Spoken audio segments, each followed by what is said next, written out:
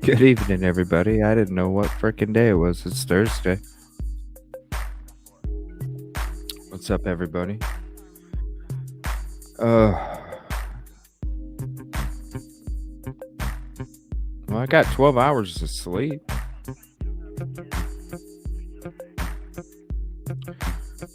Unfortunately, it was from 5 p.m. until 5 a.m.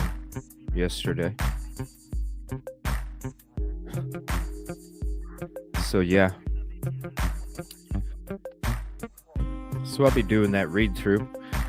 Probably Saturday.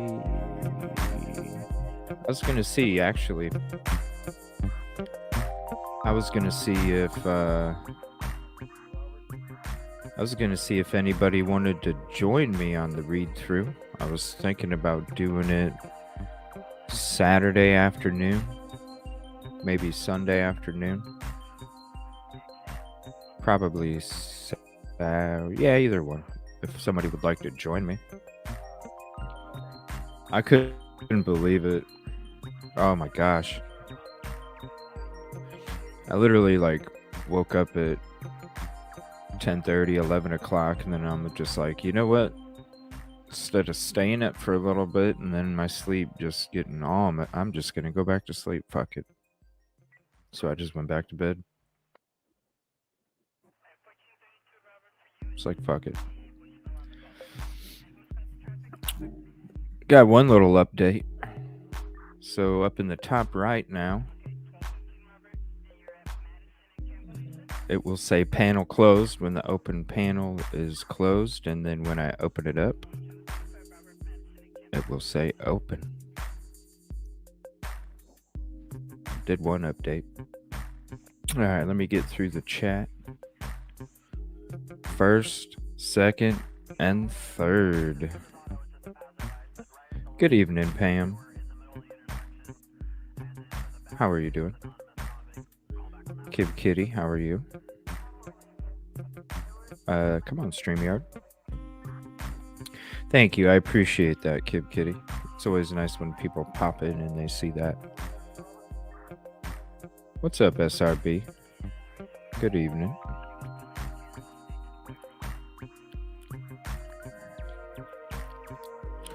Dre, what's up? And Batisma. Always got to throw that guy up there.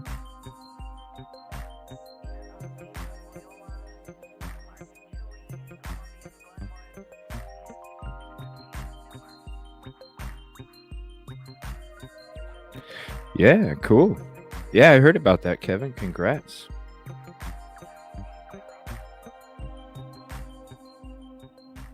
Oh, yeah. So, what do you get to put in the store? Everything? Yeah, this summer I'm getting ready and hiking. Oh, the whole thing. Yeah, if you have anything, go ahead and send it to me. Let me start shopping. And welcome, everybody. Thanks for hopping in. Hit that thumbs up if you haven't yet, please. The freeway. How's baby Liberty? Oh, whatever, SRB. Thank you for the kind words, though. Thank you. Cleaning, organizing, taxes. Yes, I've been seeing that come across the news feed. We're just going to have an open topic kind of night. I do have some stuff on that. It's the last day of. Oh, no, it's not the last day. Tomorrow's the last day. So we'll probably just do some open topics.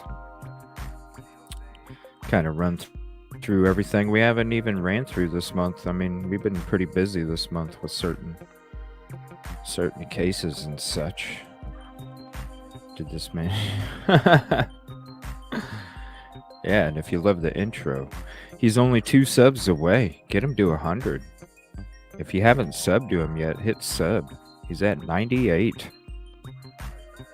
Let's get this guy to 100. Hope all is well. Yes, prayers keep kidding. What's up, Jinx? How are you doing? Yeah, it was crazy, but I'm all rusted up. I didn't mean to rub it in. I'm sorry. I was supposed to do shit yesterday.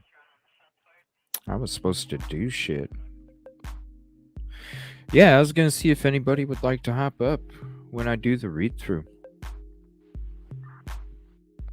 Because after like every couple pages or something, I'm gonna stop, or when something I hear is crazy, you know, it'd be nice to have a little bit of commentary with it. Why not? Because 110 pages is a lot. But, you know. Oh, yeah. Yeah, he hopped in a couple nights ago. Silky, what's up? How are you doing? I actually saved one of your videos from today. I was gonna play it for everybody. I'm happy to see you in here. Silky, if you'd like to hop up an open panel, I'm gonna open it up here in a little bit. You're more than welcome. She's got a lot of Delphi videos too.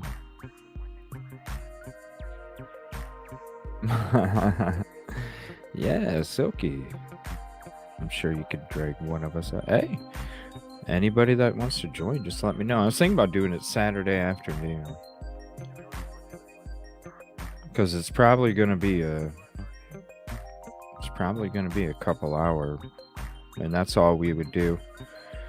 Get on in the afternoon, and just do the read through, and that's it. And then I think I might do something Saturday. I don't know. We'll see.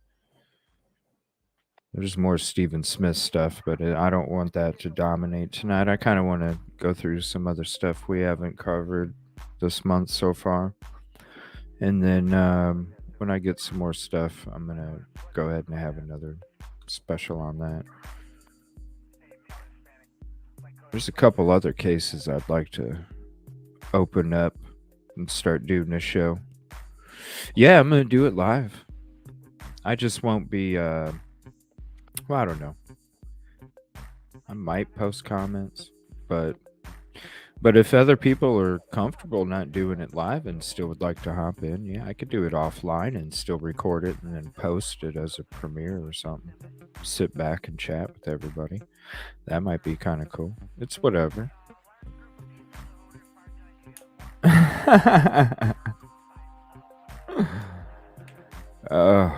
Man, I'm telling you, this report read through is going to be crazy because there's some stuff that I heard from it that stuff I didn't even know. So I'm like, oh wow. So I know if you haven't read it, you're gonna be you're gonna be surprised in a couple spots.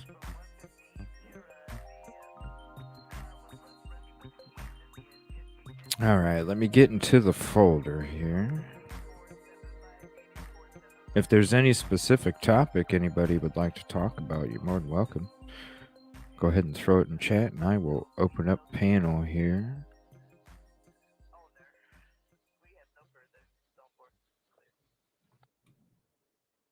Nice. Thank you, Jinx.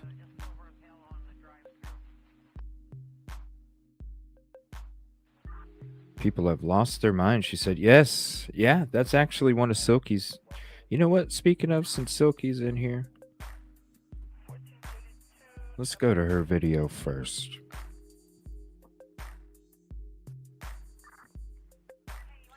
Give me 1 second.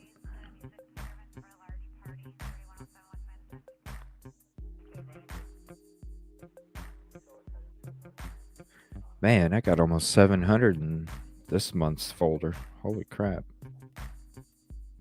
All 25. Yes, that is correct. Full moon? When is the full moon?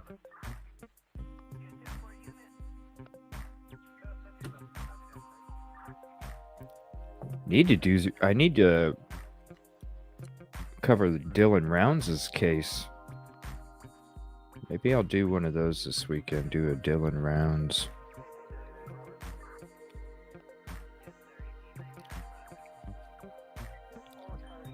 But there's some new Stephen Smith stuff too. I'm not sure. I just saw it pop up and I went ahead and added it, Silky. I was like, I know it's good already. I don't have to watch it. No, it looks like a blue dress, maybe with some polka dots or flowers or something on it. All right, let me throw Silky's channel on the chat. I have so many. Here we go. There it is. So if you'd like to subscribe, there's Silky's channel. Thank you again for hopping in.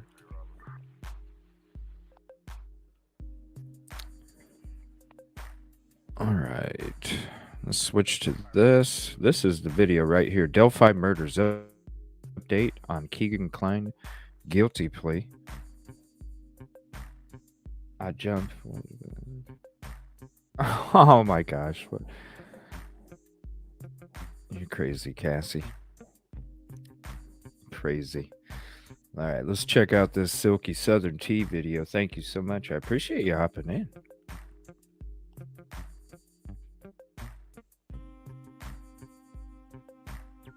Oh, is it Nightshirt? Okay.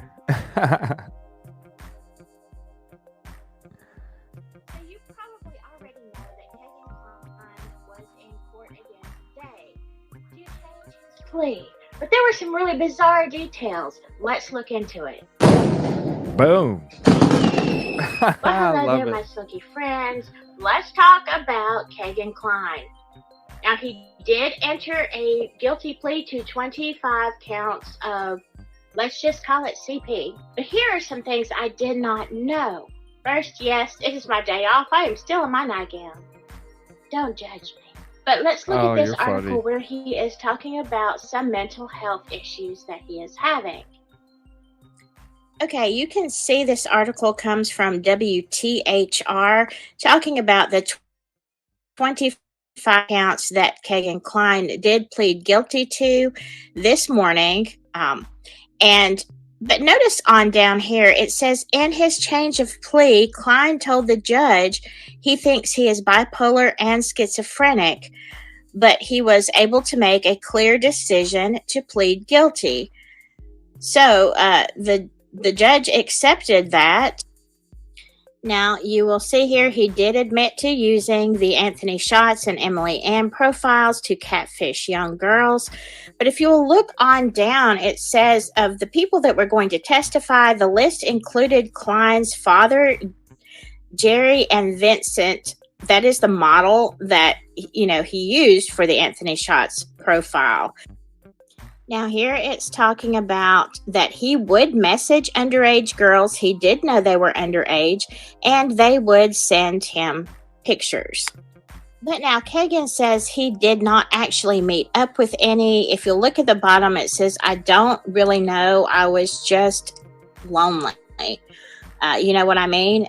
Just talking to people. I don't know why I did it, really, Kline said. Okay, I am not going to read all of this article because it gets pretty graphic and disgusting, to say the least. But there were multiple phone devices over a period of time. Now, you will see that although we have all kind of linked him to Delphi because of his contact with Liberty German, it's probably maybe not even a thing. Yes, he was messaging her, but no link to the unaliving of the girls. So unless something else comes up, I mean, that's kind of a dead end. So Kegan didn't really have a whole lot of choice here because even his dad was going to testify against him. So, you know, he probably did the smart thing here. Now, his sentencing will be on Oh, May wow. 18th at 9 a.m. When he does get out of prison, however long that is going to be, he will have to register as an offender. I mean, so there you go. So what do you think about this? Please comment below. Do you think this completely, takes him out of the Delphi case? Is it just a terrible coincidence? Do you still think he is related somehow? At this point, like we saw, there is no evidence that he took any kind of, plea deal due to Delphi, although the judge may give him somewhat of a reduced sentence because of taking the plea. You usually do get a better deal because it stays out of the courts, it saves, the county money. Sometimes because of that, the judge will be a little bit more lenient. So let me know what you think this means for the Delphi case. All right, hope you have a great week, and I'll see you later. Stay silky. That's interesting. So his dad was going to testify? Panel's open. So his dad was going to testify, huh?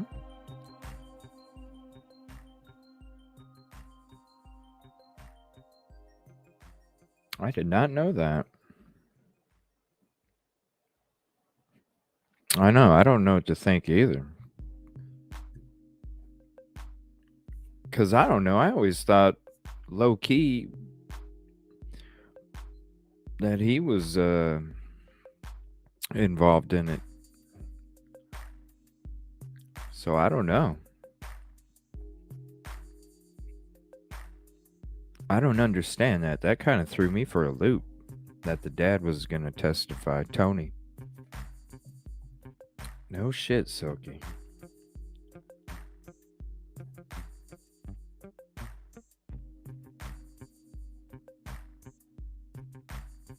That's crazy. I did not know that. See, I haven't even paid attention to freaking Delphi for months. That's crazy.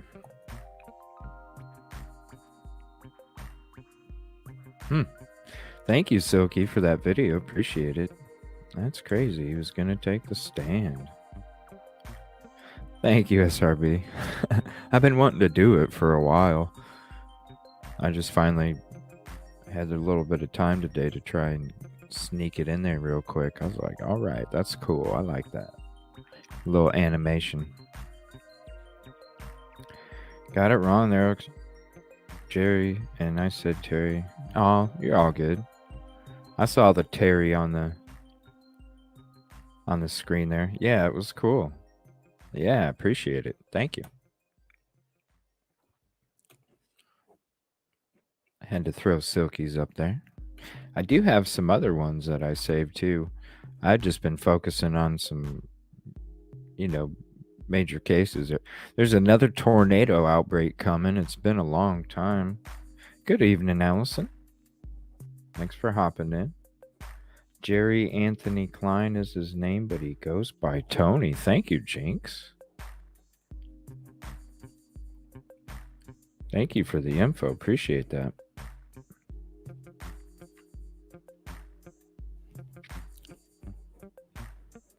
Ryan Hall, y'all. It's only a couple-minute video, and we haven't watched a Ryan Hall, y'all, for a while, so I'm just gonna play this couple-minute video. I like to keep us all updated on what's going on. Shit, it keeps me updated, and I think I'm probably getting some of this tornado shit tomorrow, so we'll see. I just want to take a look at this real quick. Man, dude, I'm 20 minutes. No shit, Jinx. Damn. That's crazy. 20 minutes, huh? I bet you've been there a few times then, like just kind of rolling through. Lot somewhere in Mississippi as the Y'all squad is on the way back home to Eastern Kentucky after spending multiple days on the ground here in Rolling Fork and Amory, Mississippi, delivering over $100,000 worth of assistance directly to the people impacted by our most recent tornado outbreak. We've done all kinds of stuff out here. We've given out thousands of meals for free. We've given big checks to people who needed it, fire departments, animal shelters. We've helped on the ground with whoever needed it. We came here to serve, and I think we did a good job. I feel like the communities are very thankful for the Y'all squad. So thank you guys for going to shopryanhall.com and getting stickers and whatever else to help me help these people. It's been a huge success, and we're going to have a whole video about that sometime soon. But the reason we are on the way home right now is because we have another potential outbreak on the way. Check this out. We've got 31 million people under a risk tomorrow. And as you can see right now, there are 2 moderate risks in this big enhanced risk. That's where we've got the best chance to see tornadoes. The northern mode up here in the upper Midwest, that's photogenic, fast-moving tornadoes that could be damaging, especially in western Illinois, portions of Iowa and Wisconsin. And then down here in the south, in the mid-Mississippi River Valley, this includes Memphis, we've got a big-time chance of some nasty, high-precipitation supercells that could cause long-track, violent tornadoes. I'm really concerned about this one, guys. This is a situation where we could see some really big tornadoes. So make sure you are prepared for this severe weather outbreak. This is going to start around 2 p.m. tomorrow and last all the way through midnight because it's going to start off as a supercellular event with those tornadoes. And then as the lower level jet ramps up, we're going to have nocturnal tornadoes. And then all those supercells are going to congeal into a big squall line with damaging winds all the way through the rest of the risk area. This looks like a very serious situation, but don't be scared. Be prepared. We're making the 11-hour trip home right now so that I can be live, like always, with storm chasers in the field to guide you through this situation. Make sure you follow the National Weather Service. And of course, subscribe to Andy Hill on YouTube. He's got an update video that he just posted that's really good on this right now. I've got a link in the description. And of course, subscribe to the main Ryan Hall Y'all channel because that's where we'll be going live tomorrow for potentially 10, 12 hours, whatever it takes to cover this situation. And guys, beyond that, we're not even done. We've got another risk next week, another potential severe weather outbreak with tornadoes going to be possible. Guys, the pattern is very concerning. This is the kind of pattern that we only see once a decade or so. I think we're going to have multiple tornado outbreaks this April. It's time for everybody in traditional Tornado Alley and everywhere else really to go over their tornado action plan. Know what you're going to do whenever these storms come through, because guys, I've been there in Rolling Fork for the past couple of days. Unfortunately, there were a lot of fatalities, but a lot of people did get through it because they were watching, they were listening, they knew what to do, they took shelter, and that's the only reason they were able to survive such a strong, powerful storm. Unfortunately, I think we're going to see more of those over the next couple of days. So make sure you're ready for this one, and we will keep you updated, and I will see you in the next one. Goodbye. Man, that sucks. And then another storm's coming through next week.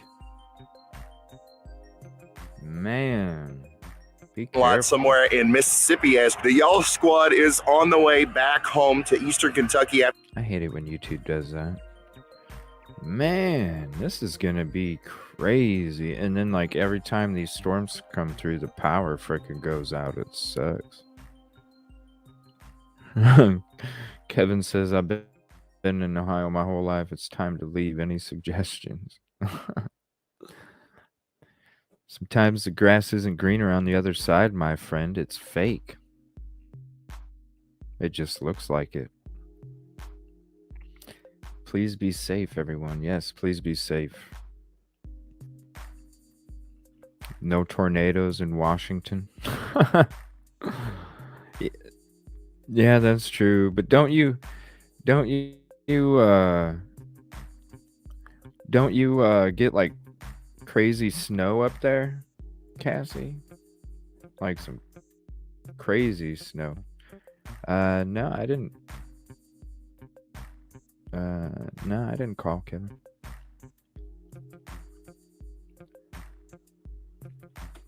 Man. Yeah, like I don't know, this is interesting. This came across detectives digging up a yard as part of Cocoa Police cold case investigation. I don't even know what that's about. But we're going to check it out real quick.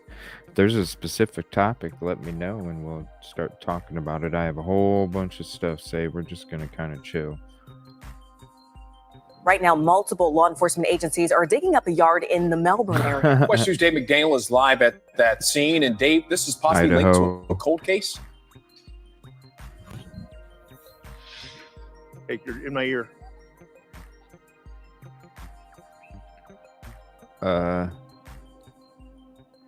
You're live. What's going on? We are out here looking for evidence in an open investigation, and that's pretty much all I can say. Chopper 2 was overhead shortly after this dig started at the corner of Carver Road and Parker in Brevard County. A front end loader and a full complement of cops. It's very weird, very weird. I mean, we heard the chopper, but that's about it. Come outside, see a crane, whatever this is, digging up a whole yard. It's an odd scene for people in the neighborhood. The mobile command center, heavy equipment, evidence bags at the ready. Through an evaluation process of cases that we have, open cases that are still open, we were able to get enough information and enough probable cause to lead us to this location for potential evidence. Police won't know what they're looking for or what case it is, only that it's open and they now have information to look underground here. Anytime you have a case like this where you're trying to get evidence, it could take, especially when you're looking at an operation like this, it's going to take some time. It makes it an interesting day, I'll say that. Interesting for onlookers, but for investigators seeking justice, a piece in the puzzle they're looking to complete. We have good reason to think that something is back there.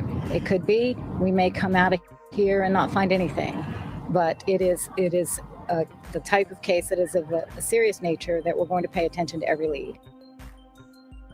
I believe it's Florida. Cocoa and Brevard County. There are people living here at this house. So far, they haven't commented at all about what's going on here, but they are certainly paying close attention to the police activity in the backyard. Reporting live in Brevard County, Dave McDaniel, West News. Brevard County? I don't know. Let me click on it here and see.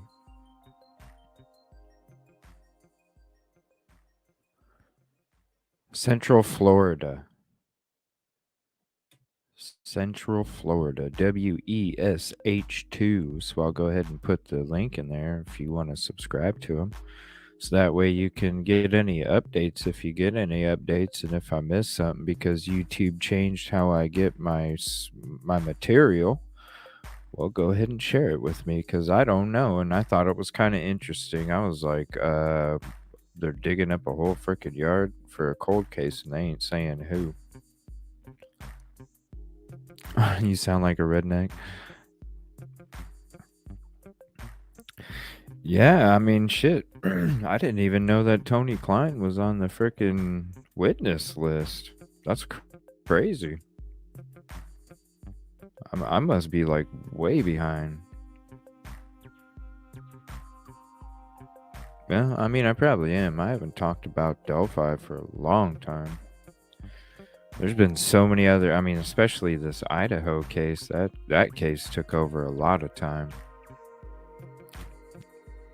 A lot of time. All right, let's see what we got next as I scroll through, if it lets me. Yeah, Central Florida, Cocoa. Wherever that's. Right now, multiple law enforcement agents. Come on. Oh, no, what are you doing? No. Oh, crap. Here we go. YouTube's bugging. I haven't even done anything on Jeffrey Epstein either. I mean, there's so many things. So many.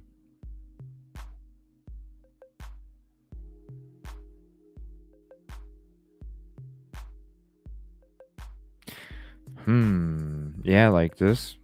Kidnapped from her home and U.S. citizen kidnapped. I mean, there's just a lot of stuff. Dylan Rounds. Any updates on Scottie? Any updates on that one?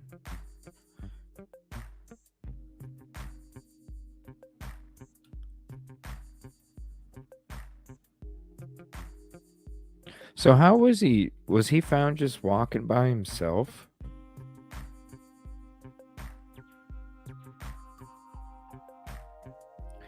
Was he found like just walking by himself, or? See, I heard something like he was arguing with his mom or something, and that's how they. But was he just walking? What happened? Where was he at? Like, where did he stay for all those days?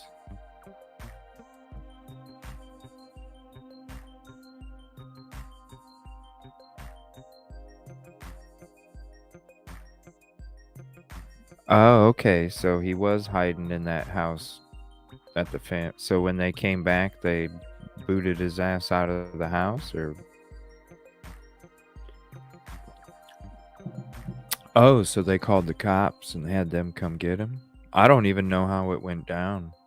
I just heard that they found him when we were, I think it was the end of our show Friday.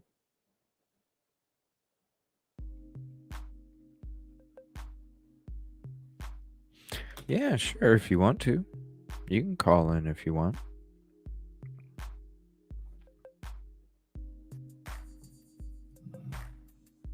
Here, I'll put the phone number in the.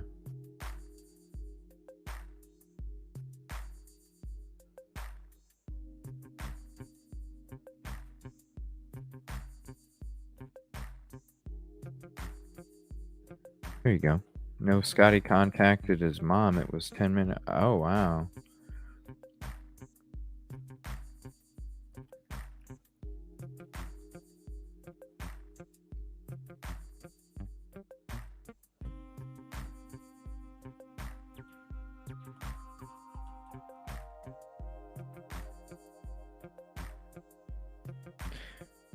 I heard there's that one. What's that? Yeah, I use StreamYard. There's that one case where the parents like took off to another country or something. I have some videos on that too. I haven't watched too much about that case either. I don't even know anything about it. I just heard that the parents dipped to another country. Here, I can put it in the link if anybody else would like to hop in. Yeah, you're more than welcome. Yeah, Texas. Yeah, I heard that like the parents dipped to another country or something. Like they didn't report him missing until recently, but nobody's seen him since November or something like that.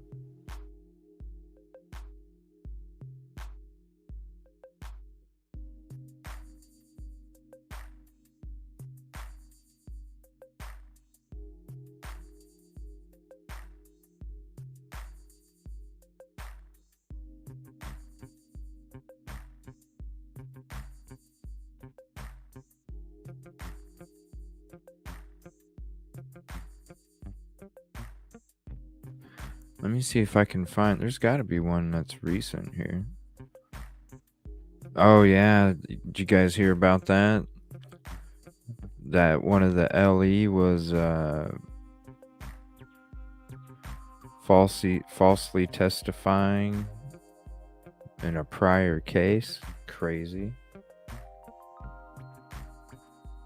I don't know. Let me look for it. I got a recent video up here. I got so many videos. A lot of Idaho 4. Here's that case you were bringing up in chat, SRB. We'll check out some of that tonight. Let me see here.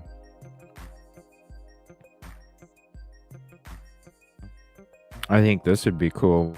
One night, the abduction of Betty and Barney Hill. I think that'd be cool one night. Always leaving the country. I heard very little on that case. Family didn't they take like? I don't know. See, I don't know anything about it.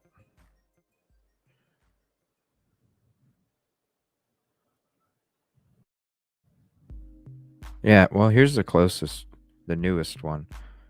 CBS Texas. Here, give me 1 second.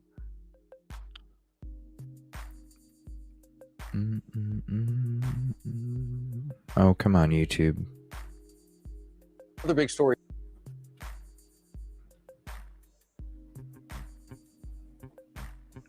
What's up? Let me turn this music down.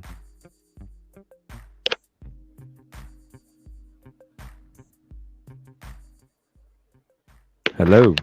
Hello. Hey, what's up? Hi. Hi. How are you?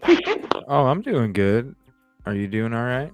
Yeah, I'm doing good. I'm doing good. All right. So Can you hear me okay? Do what? Can you hear me okay? A little. I mean, you don't sound too bad. Can everybody hear her okay? It sounds like maybe you're in a basement or something, but that's cool if you have to be. That ain't no thing. Yeah, I'm in the garage. I'm smoking. No, that ain't no thing. I can hear you fine. So, what do you need me to call the number instead? I just figured StreamYard might have been easier. No, this is cool. No, this is actually, I prefer StreamYard. You're cool. Yeah, everybody. Yeah, they can hear you. No, you're fine. We don't need you to call. Yeah, they can hear you just fine. So what's up? Thank you for hopping up. Uh-oh.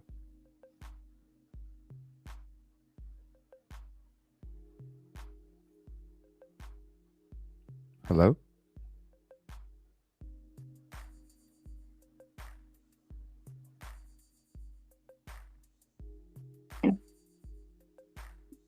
You're in the, it says can you hear me? Yeah, I can hear you now. Okay. That was weird. Yeah, like I said, I can't read the comments on the YouTube right now because I'm on the StreamYard and I'm not all that savvy. But yeah, if you have any questions, like I can tell you generally most of the stuff I can about Delphi or Scottie or whatever you want to know. Scottie? So yeah, so he was just chilling. Like what did he do? Break into this friend's house or something? Like what happened? Well, what happened was he got into an argument with a sibling, and then as a punishment, his parents kind of wrote some, not so nice things on a T-shirt and put it on, and they took a picture of it. Now, they didn't share it with anybody, and they didn't post it on any social media, but he just got so upset that he dipped out to his friend's house, who he was friends with him, so he knew how to get in the house, and he knew that they were gone for vacation, so he just hid out there and, Wow. Yeah. So then what, the family that came back that noticed him and... Well, I think more or less what it was is Scottie knew that the family was going to return from vacation pretty soon. Mm-hmm. And he kind of either was going to get sold out or he had to sell himself out, Okay. But he was checked out by, medical U of L. And here in Indiana, we have U of L. The hospital checked him out and whatnot. CPS talked to him and everything. The parents, it was a bad parenting decision. And right. I mean, he let them fucking know. I mean, he let them freaking know. Oh, you can swear. It's 18 plus. Don't worry about it. Okay, cool. Yeah, sorry. It's not it's not an educational channel. So yeah, you can swear. It doesn't matter. I say it a lot anyway. So what? He just started walking home, and then the cops drove by and noticed him. No, he actually contacted his mom, from my understanding, because my friend actually went to the search, so he was really active in trying to help find the kid and stuff. And he was, told me afterwards that, basically he just pulled a dumbass teenager move. Yeah, right. What is he? How old was he? 15? He was 14. 14? Yeah. Pam and loves your accent. Yeah, 14. Oh, thank you. I told y'all I sound like a redneck. Oh, you're fine. Hey, we bring education in at times. What about me? Kevin says, yeah, SRB, the poor kid. I'm sure he felt oh my God, humiliated. Absolutely. As a young teen, and then I don't know. There's just different ways to parent. Well, and who knows? He's 14. He didn't know if his parents were going to put it on social media, and maybe he felt humiliated, and he was just, I don't know. I was an asshole kid, so I get it. I would have dipped out and been like, "Screw you! I'm gonna show you." Oh yeah. So I get where he was kind of coming from, but I get where the parents were coming from too. Like, don't be a dick at home, but they did take it too far. I don't know. If my parents would have wrote that shit on a shirt and made me wear it, I would have ripped the fucker off my damn body. I would have ripped it right in front of them. Like, fuck that. If my mama gave me the choice of wearing a stupid shirt or going and picking the switch, I would have worn the damn shirt. I was used to picking the switch. Yeah. All right. The willow tree branches, you gotta.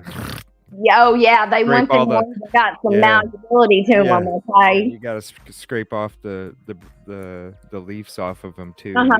Yeah, you gotta get it ready before you bring it back. That's funny. Humiliated. Yep.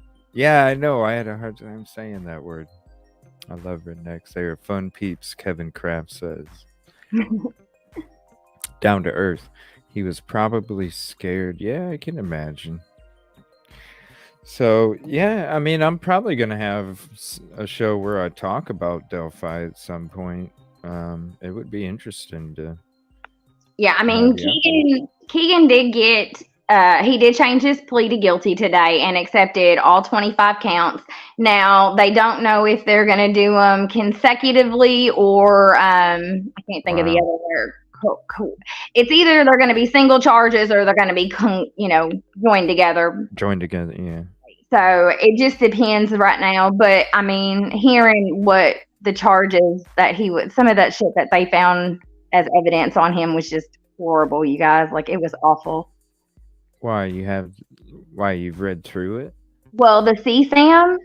Yeah. One of the girls that I know, she actually was in the courthouse today. Oh wow. So she got to hear some of the CSAM charges, and there was kids on there that were under the age of 12. Okay. Yeah. In the CSAM charges, and I started crying. Like, I'm not gonna lie, it just tore me up hearing the age ranges of some of these kids that he was getting convicted for CSAM. Yeah. But he's not taking a plea in the case in the Miami County or Purdue or whatever you want, or Peru. But that's not to say everybody really thinks that means that he's going to take a plea in the Delphi case, because he does have a connection to the Delphi case. You can't get it. You can't. Exactly. It's obvious. There's proof that he started the Anthony Schultz account. There's proof that he started the Anthony Schultz account. There's proof that he had contact with Libby through the Anthony Schultz account. There's money that has been sent from the Anthony Schultz account to Libby. So you can't deny these things anymore. And he is getting charged with a lot of those CSAM charges, which is going to end up coming to the Delphi case because of his connections with it, Exactly. So we're worried that he's going to take a plea deal. Silky's got a question. She says, do you think RA is guilty? I'm not exactly 100% sold on either direction at this point, to be perfectly honest. I'm not convinced that he's bridge guy. I don't Really? I do not believe he's bridge guy. Really? I really don't, you guys. Really? Richard wow. Allen in real life, if you have ever, his height comparison, it's not consistent with the bridge guys. I've seen there's a guy called Steve in Delphi or something, but he actually went out on the bridge himself, and he's a 6 foot tall man, and he lined up pictures of the BG video to his video of him being on the bridge, and BG is over 6 foot, you know what I'm saying, or 6 foot or taller, period. Okay. Like it's hard to deny it. It's interesting that you bring that up, because I'm going to ask you a question. Excuse me. Something came up like a few days ago, and it showed the real bridge picture and then a picture that was released. That Do you want to talk about how many bridge guy pictures have been released? Sure, because I thought there was only one, and then when I seen the bridge guy picture and then the picture that they've been showing everybody, I was like, wait a minute. Okay, Rather curious, isn't it? Right. Yeah. That's interesting that you say no about RA. How many pictures are there? Like, is it just 2? One was the one that was released isn't really bridge guy? Is that how you feel? Okay, so I believe that the original bridge guy video from day one, if you go back and look at that one, that I believe is the original video. Okay. Now, over the years since the 2019 press release, I want to say since then, through the media, it had been altered to kind of look shorter. Mm-hmm. And at that time is also whenever they released the second sketch, if you recall. Okay. So it was kind of coincidental that they released the younger guy sketch, and then bridge guy suddenly got shorter. It was just awkward, But now I do know that there was James Keener. He works for the Faro News Company or whatever up here, and he had done a lot of pictures. James Kyle Keener of the Delphi Monon High Bridge. And they just call it the High Bridge. They don't even say Monon. Okay. But yeah, like there's a different bridge guy from that image. And then also there was some that was released through some of the media on like Facebook and stuff like that. And that bridge guy, he actually looks like more of a law enforcement type, because it looks like he has a stripe down his leg. It looks like he's wearing hand. Yeah. So yeah, that's the one that I saw. I was like, whoa, shit. Yeah. I can recall about 4 different BG videos at this point and images that have been put out. Well, when I read the PCA, I was like, the whole unspent round that was ejected, I was like, when they were talking about the markings and stuff.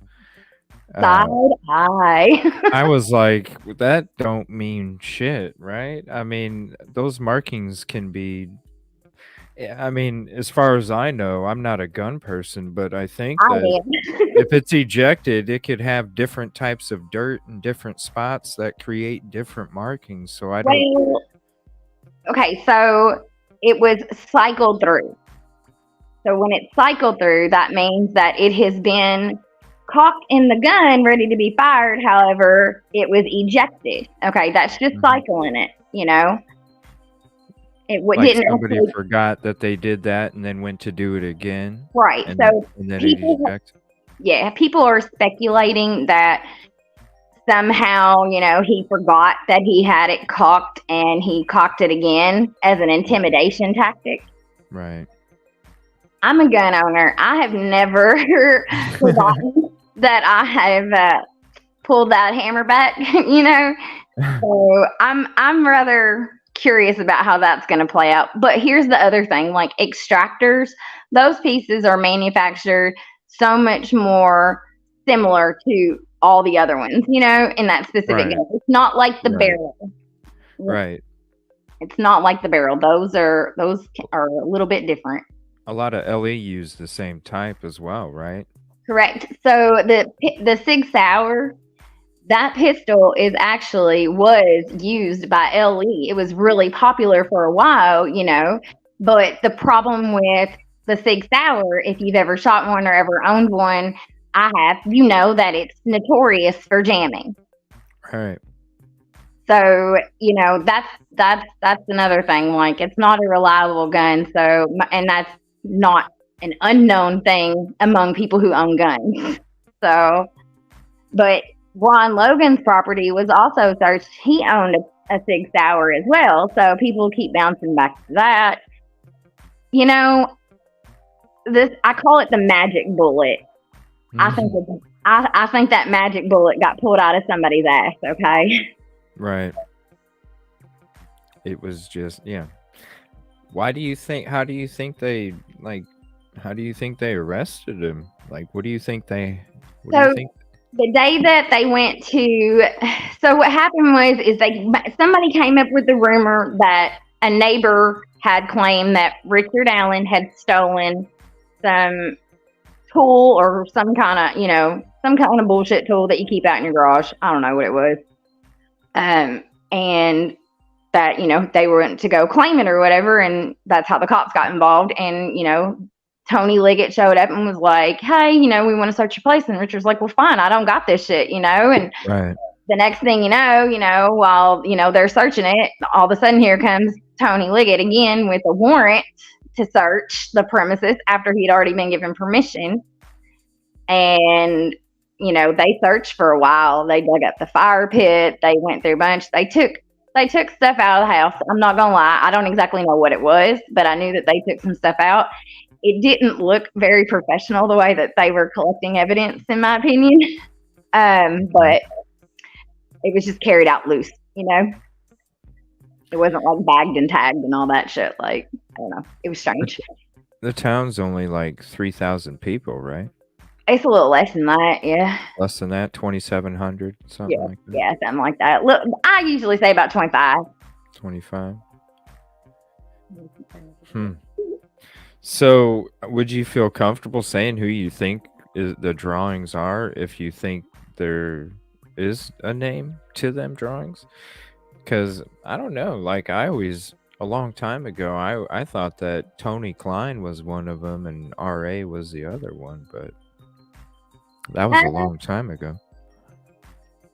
I have been watching a lot of Doug Carter's very cryptic, pressers and all these stuff that he puts out. And, I've also been keeping an eye on the investigators and who has been talking and who stopped talking and when all that happened, So I'm not going to say Richard Allen isn't involved in one way or another, but I'm not 100% sold. He's never been convicted of any crimes at all whatsoever prior, Normally people who do these kinds of crimes have a history. But there are a lot of shady characters up this way too, and that's not to say that some of them aren't in our law enforcement. So. Yeah, I mean, you don't know how high it goes, even higher than that, I keep coming back to the words collusion and tentacles. Yeah. Because I do know that Liggett had control of the case up until 2019, and he is still listed as the lead investigator. But if you watch, Indiana State Police is running the investigation. Yeah. Huh. And I don't know if you know who the lead investigator actually is. His name is Jay Harper. You have never, ever seen him speak about the case. Really? I have never seen it. I think I've seen him. Actually, I had to go digging for a picture of him. I've never even seen him at a presser. He was hidden at one of them. But I know that Weird. somebody had told me that he was there, but he just wasn't, he was definitely kind of back in the corner. Huh. Interesting. Why do you think that is? I mean, I always thought it was Doug Carter. So he's just the front man, showman. Spokesperson. Yeah. Right. Huh. I like to call him the Wonderful Wizard of Oz. He is tricky with his words. Yeah. That's for sure. Yes. He is good at his job when it comes to speaking, because he leads you going here. Oh wait, hold on, wait, huh? Yeah. Ooh, exactly. okay. Wait. Interesting. It is everywhere in our judicial system. Absolutely. And yeah, fully respect Ellie, but there's absolutely some bad apples out there, unfortunately. That's true. Right. Like, and I'm not going to say that all of them are bad. Don't get me wrong. But I've been in this area for a while. I don't trust them. Yeah, because it's a bunch of small towns all around there. Yeah. I think the biggest one is what, Wabash? Is that the big? No, Lafayette is the big one. So close, Oh, okay. We have Purdue campus. Well, West Lafayette has Purdue College, which, Boilermakers, big basketball and all that crap. How many people live in Lafayette? I want to say there's probably at least 15. Really? Maybe, yeah, something like that. I don't know. I'd have to Google that one. Yeah, I'm gonna Google it real quick. Yeah, I'm probably way off. I'm gonna call bullshit on my answer. Let's see. Lafayette. Let me share this real quick. So that's where Purdue College is, huh? Yeah, West Lafayette. West Lafayette. Yeah. It doesn't say the population, huh? That's weird. Yeah, that is strange. Yeah. On the other side of the Wabash River, home to Purdue University. That's weird. Yeah. I like how you say Wabash. Some people say it so weird. I can't even say it the way they say it. Yeah. Well, I probably pronounce it wrong. How is it? What's the correct? It's like wall, W-A-L-L, and then bash. Wabash. Oh, yeah, Wabash. Wabash. It's like Louisville. I found you have to say it like you have a mouthful of marbles. Louisville. Yeah, Louisville. Yeah, Louisville. Yeah, like you have a mouthful of marbles. Yeah. I say Louisville because I always think of like Louisville Slugger, but I found this. You guys with marbles. Louisville. Yeah. And then I love how people say Delphi instead of Delphi. I'm like, what's that? Delphi. Yeah, what the hell? I don't know. It's Delphi, right? Delphi. Yeah. Delphi. 3% of people are scumbags. Says as of 2021, there's 70,000. Wow, that's a lot. Yeah, wow. 70,000 as of 2021. Huh. I told you I was way off. Called bullshit on myself. Well, yeah, 15 grand. We say more like Wabash here. Wabash. Yeah. I told you I sound like an idiot. Wabash. Wabash. Yeah. Yeah. Not Walmart.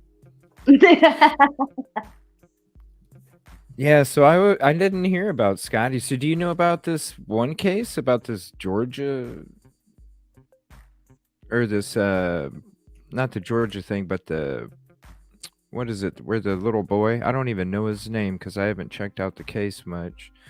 The one in Texas where the parents took off to another country. Yeah, so I've kind of touched base a little bit on it. They just kind of took off and they said that they couldn't find their kid or whatever, but somebody had exposed like a bunch of I don't know. Like, I don't care about religion or race or none of that, but they were talking about that De los Muertos, Day of the Dead, basically. A lot of that symbolism was very strong in the house. So, I don't know. I know that that's a very Catholic kind of, part of the Latino life. So, I don't know. I don't know That's all. about that. That's all I really know about that case. So I heard that nobody's seen him since November, but they just reported him recently. Yeah. I think it sounded like, I think they have some involvement the way that it's kind of coming out from some of the other YouTubers that I've watched. They think that the parents murdered him, and that's why they took off and they're trying to evade, that kind of situation. Like they couldn't keep up the lie any longer and they were getting caught. So then they had to say, oh gosh, he's missing. Right. When really something happened. Yeah, that's all speculation at this point though. So I can't say one way or another. Right. Well, is it cool if we check out this video real quick and see? This is from like, I don't know, the 27th. Wow. This is from a few days ago. If anybody has any more updated info on it, go ahead and send it to me on email, Twitter, or Discord if you want. 27th, so 3 days ago. Everybody's talking about the mystery deepening surrounding the 6-year-old North Texas boy. He was last seen in November of last year. An Amber Alert was issued over the weekend. Maybe you got it on your phone, but then that Amber Alert was called off. But there's still no sign of him tonight or his family. Aaron Jones with the update on the mystery in Everman. We're investigating all possibilities right now. Nothing is off the table. At the home where Noel Rodriguez Alvarez lived with his mom, Cindy Rodriguez Singh, stepdad, and 6 siblings, investigators doing a thorough search. This family resides in the backyard of a home that belongs to an elderly gentleman. The elderly gentleman has been highly cooperative with law enforcement. Everman Police Chief Craig Spencer says there's no evidence the 6-year-old is dead. They used cadaver dogs and didn't find anything. We learned today it appears Noel's family left for India days before the search began. I was surprised. I can't believe. For neighbor Rosario Paulos, none of this makes sense. Everybody do their own business, but we saw a good family. She take her, to the kids. We saw when she buy different, toys. Sunday night, police located her truck at DFW Airport. Inside was a travel visa for one of her children. Our investigators have been in contact with Homeland Security, and we were able to confirm that flight did travel to Turkey first, and then from there on to India. When a welfare check was conducted last week, Noel's mother said her son was with his biological father in Mexico, which police say isn't true. His father has been calling police for updates and says Noel has existing health problems. He has expressed concern on the whereabouts of his child, and he's obviously been deported, so I don't think that he has any custodial rights, but we are investigating and looking at all options there. Oh, wow. And tonight, police tell us that CPS has been involved with this family in the past and taken prior action against the mother, but can't go into specific details. Again tonight, they're just asking anyone with information to come forward. Prior action with the mother, huh? See, that's why I said they think that the mother had something to do with it. Right. And is India a country that doesn't extradite? I'm not sure if they do or not. I would assume that their population they would, but I don't know. I bet it is. Yeah. I wonder if it is. Does anybody know that? I bet you that's why I don't know. Are they from the country? I would just man, if they got to get to a country where there's no extradition, they're just see ya. Nothing you can do. Wow. Oren and Nori is one of the worst. That's crazy. And that poor dad, he seems like he cares, and he's in Mexico. So it's just sad all around to me.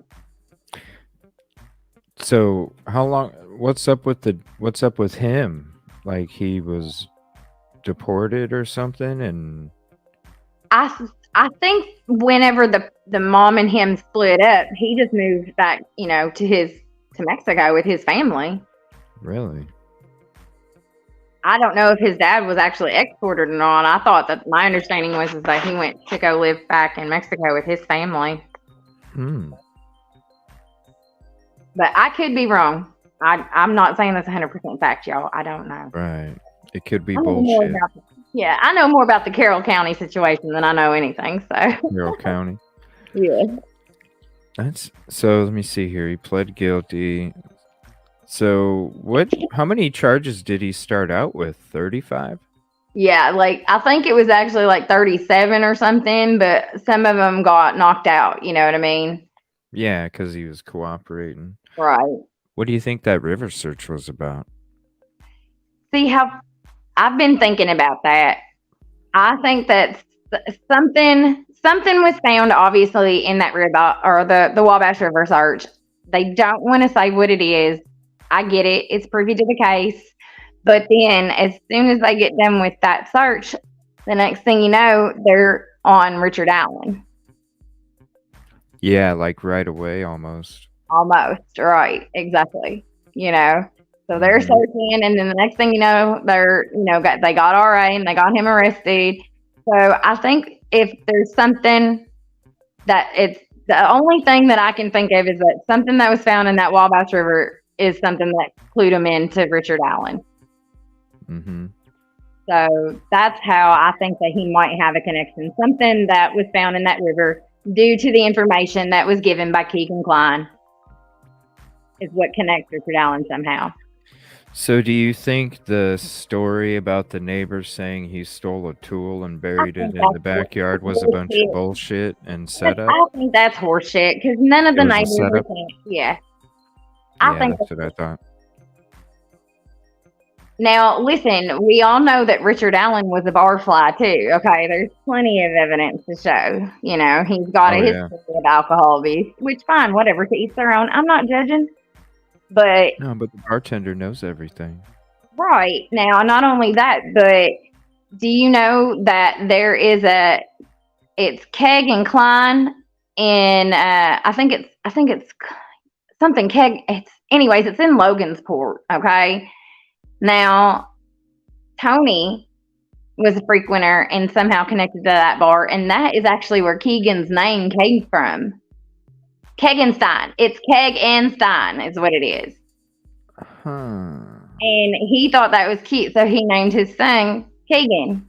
Kind of a play off of that. Huh. Interesting. I never even thought of that. There's a lot of weird coincidences. I mean, and Ronald Logan was also known to frequent the bars. So, I mean, if you want to connect people, first of all, Carroll County ain't that big. There ain't that many bars to be, running around to. There's going to be paths that have been crossed. So you can't say that nobody knew each other. Oh, yeah. Especially in a small town like that. You're going to run into the same person at CVS every time you go. Right. I mean, especially with the small town, everybody knows your business. Everybody knows everybody. Everybody knows their families. Everybody knows, that's just how it is in a small little town. And it's just a bunch of small little towns around there, right? Exactly. Yeah. Exactly. If you ever have time, it would be really great if you ever did a little thing on the Flora fires up here too, which is just one town over from Delphi and in Carroll County. Flora fires, what's that? So in 2016 November, there was a house fire that claimed the lives of 4 young girls, 4 daughters of one woman, and unfortunately fortunately the mother did make it out, but the 4 girls succumbed to the smoke inhalation. And that, if y'all think that the Delphi case is, I know the Delphi case sounds bad, but the Flora case is just as bad, y'all. Really? Yeah, it's bad. What was Was were they married, the mom and the dad? No, so the house that Galen Rose was living in with her daughters was a single home that was split up into a multi-dwelling. So it was at 2 apartments, upstairs and downstairs. Like a duplex? Yes. Okay. Yep. So it was set up into a multi-dwelling home, which does mean duplex. It wasn't up to any codes, which if you look into it, there was really not a lot of codes at the time, unfortunately. So he kind of, the owner of the house kind of skimped on a lot. But there's actually dash cam footage released of one of the officers who showed up to help with the fire. It's Officer Drew Yoder's dash cam. If you guys want to look it up, it's hard to watch, to be honest, because Drew Yoder? DrEWYODER.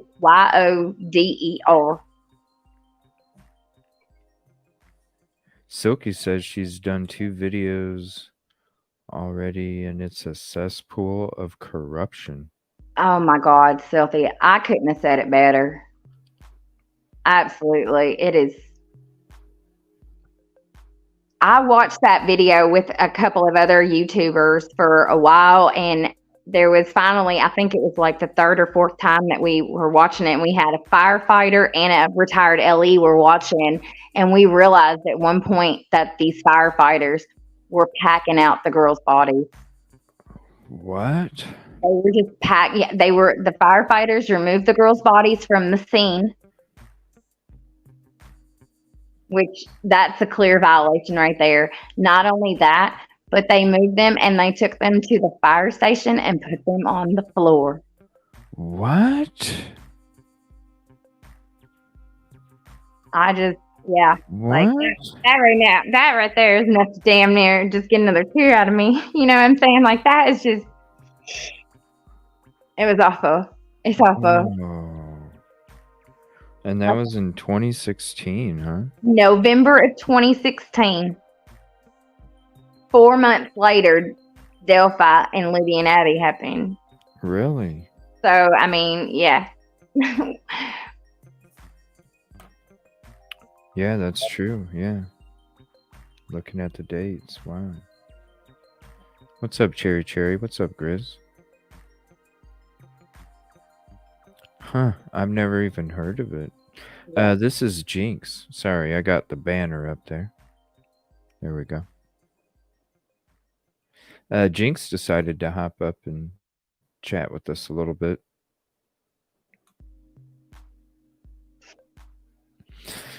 Wow, Drew Yoder dash cam, huh? Yeah, Meowsy Dong. It's Meow ZEDONG. Meowsy.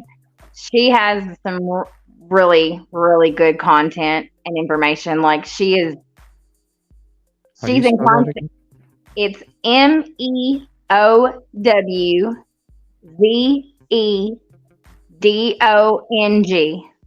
Okay.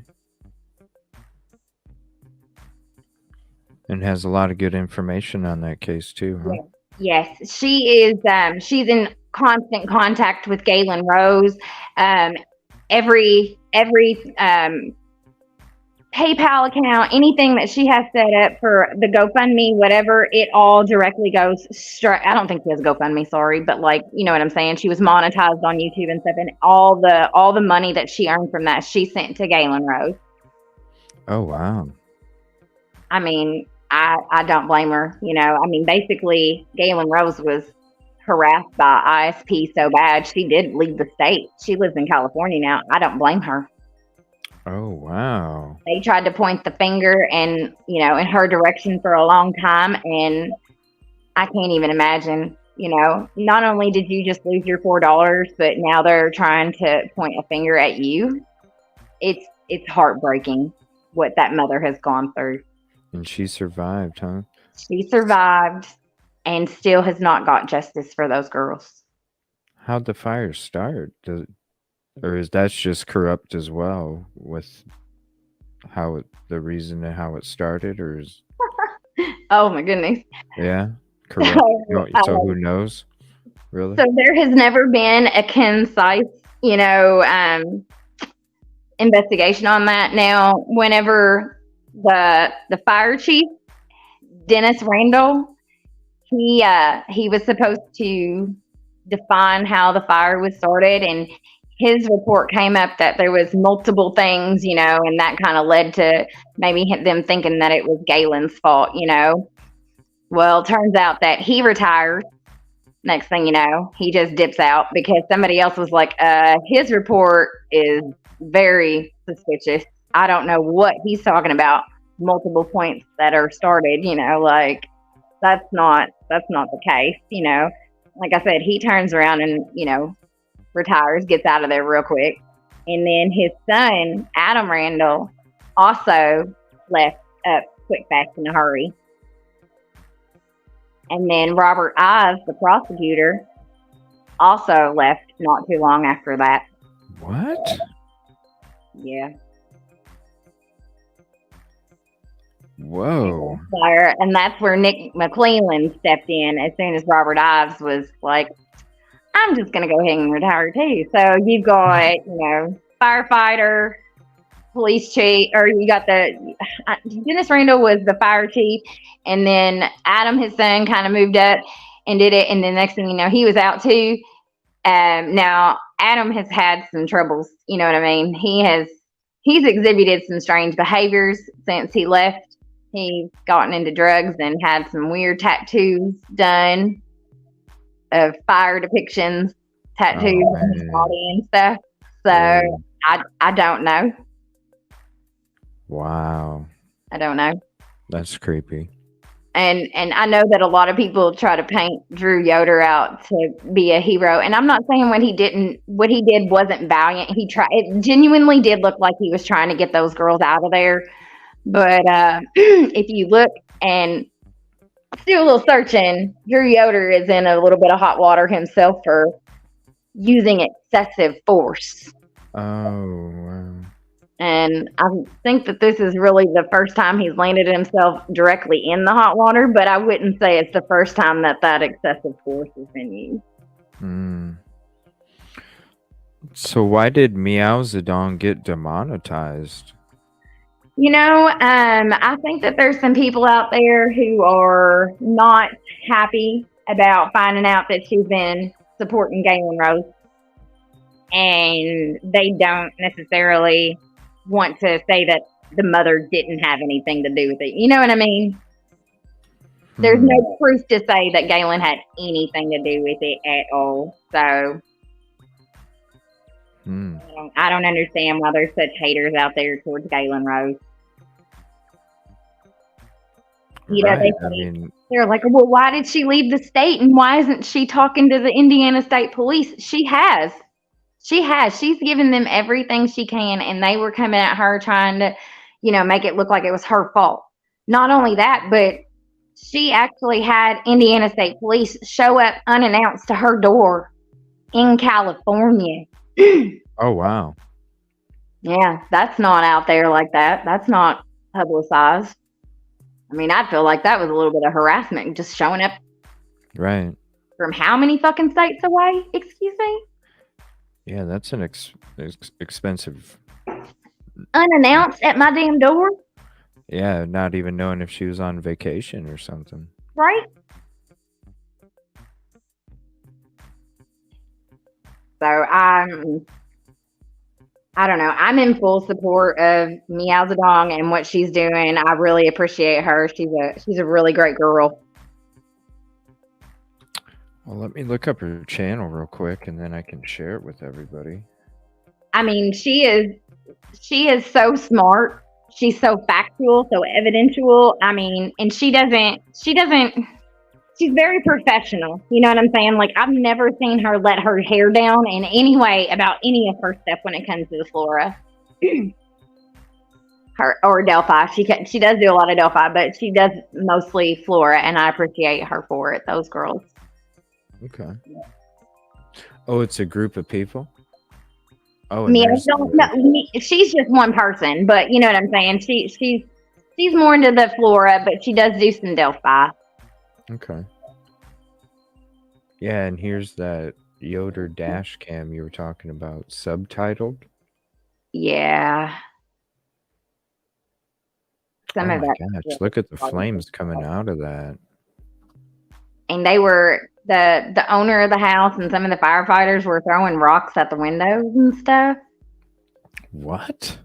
Yeah. Yeah. Why would you do that, right? Why would you break a window? Don't you know that oxygen feeds fires? I mean, most of y'all are fucking firefighters or volunteers or have been. You know, like it's insane. Wow. Mm-hmm.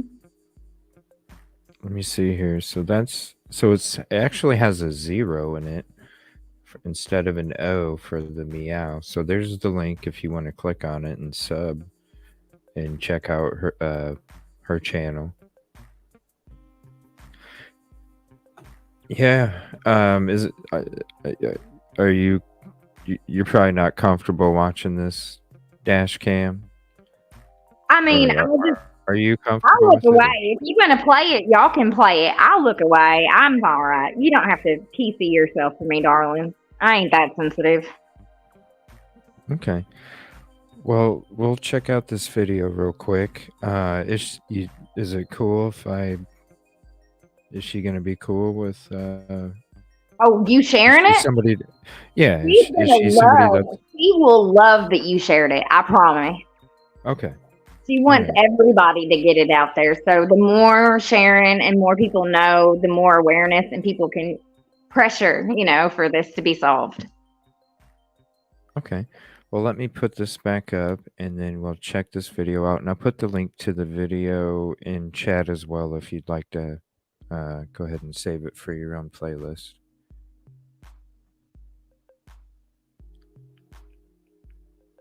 Make sure I like it.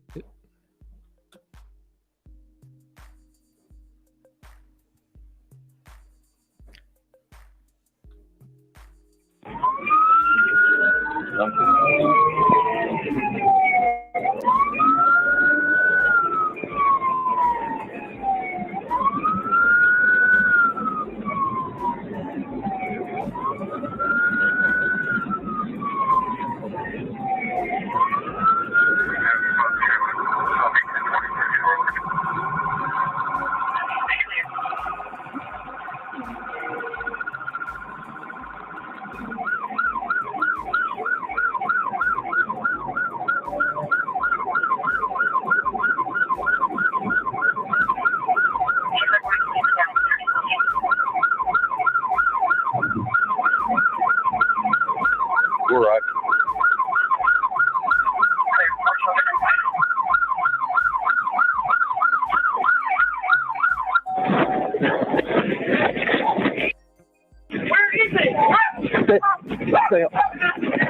Go upstairs.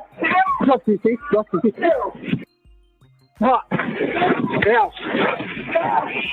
County. Some Cutler fire as well. Get Cutler fire in there as well. Silky wants to know if you read the recent police report on Flora. Yes, ma'am, I did. And we're still waiting on the 911 call to be unsealed. Now that is another whole mess of bullshit right there on that 911 call. Wow. Still? Still.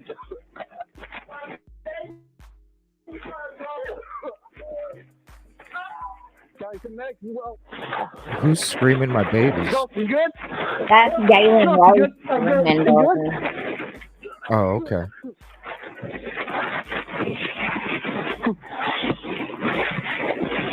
I'll get cool, man. I'll get cool.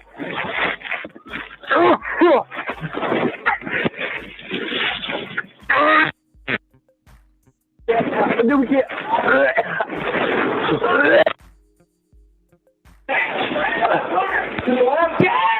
Can we bust the window up?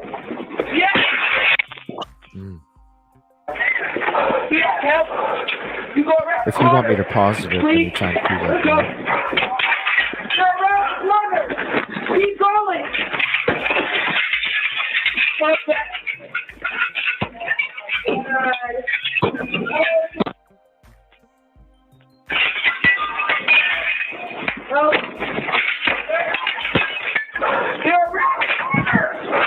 can hear them busting out windows. Oh my! Guys, send tones. Keep sending off tones, please. Yeah, a whole Still got bunch of little them. kids inside. Yeah. We can't get inside.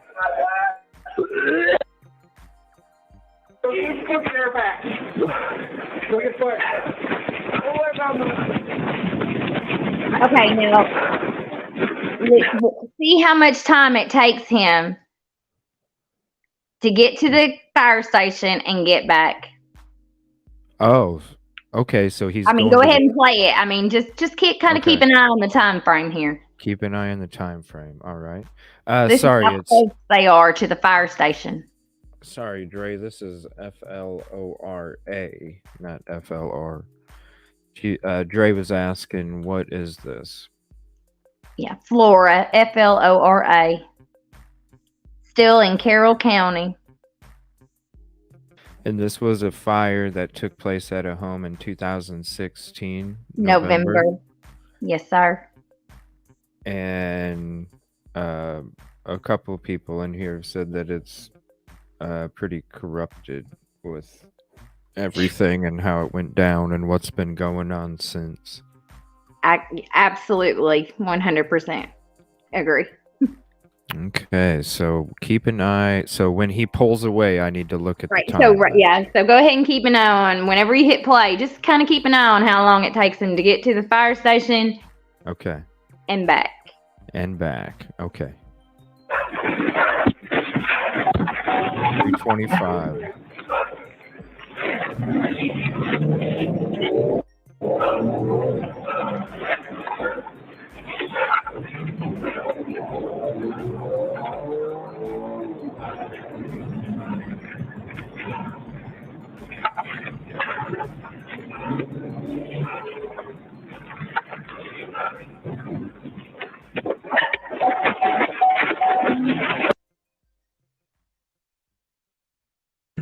Okay, so it took about 25 seconds, 25 to 30 seconds. To get to the fire station, yeah. Right. Okay. And then end back. Mm.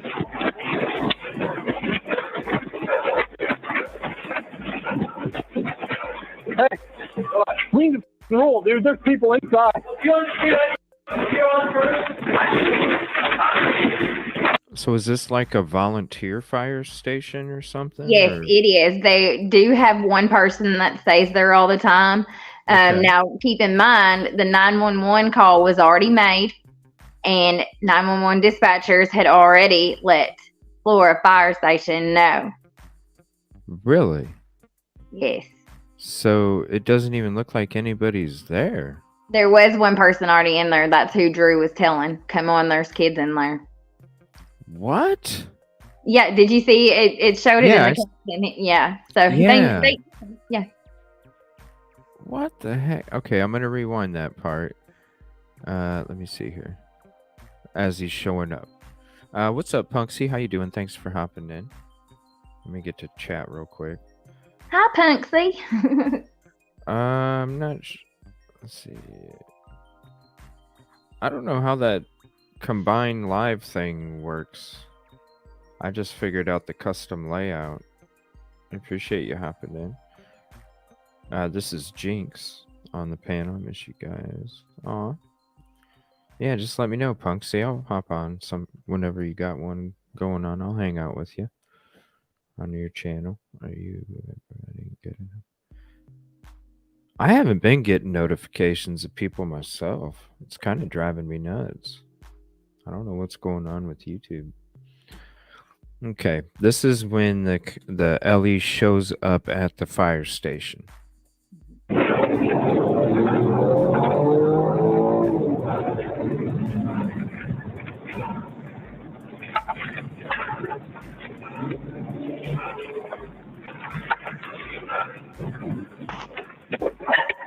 Oh, okay, the door was open.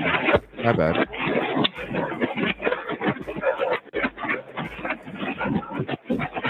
Hey, we need to roll, dude. There's people inside. You said what?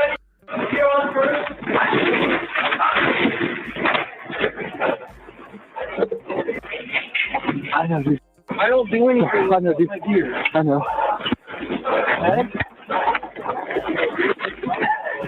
Sounds crappy.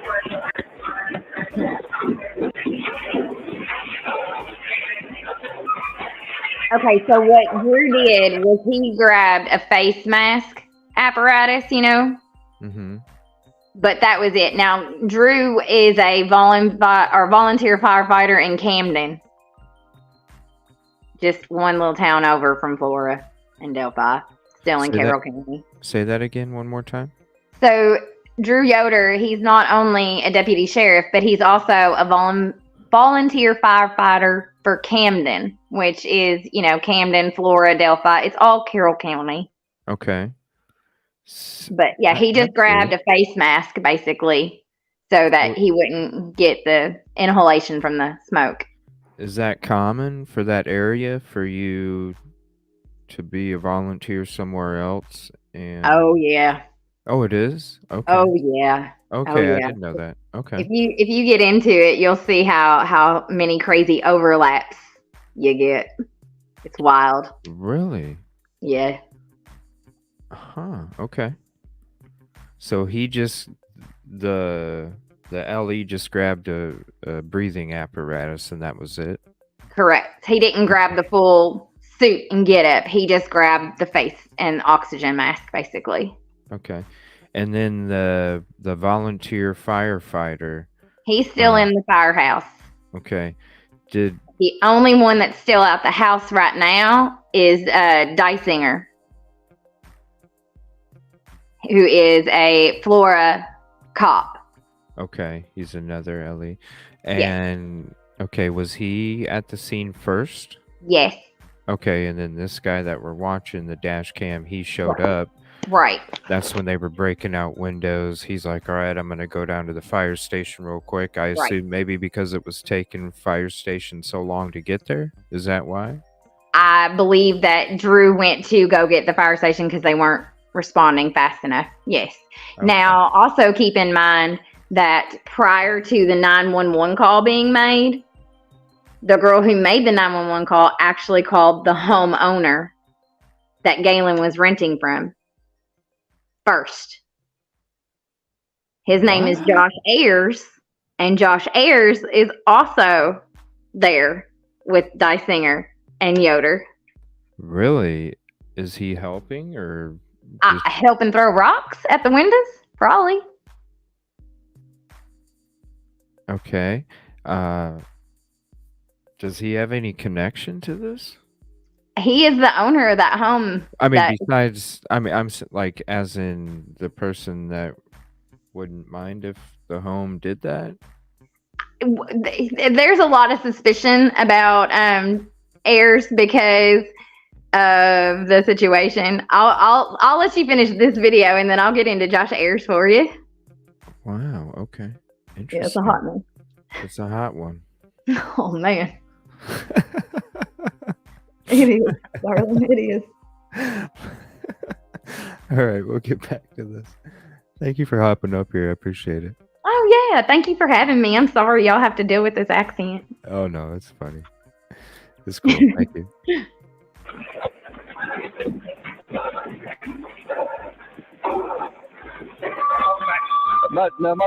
My car's out here. We need to roll those.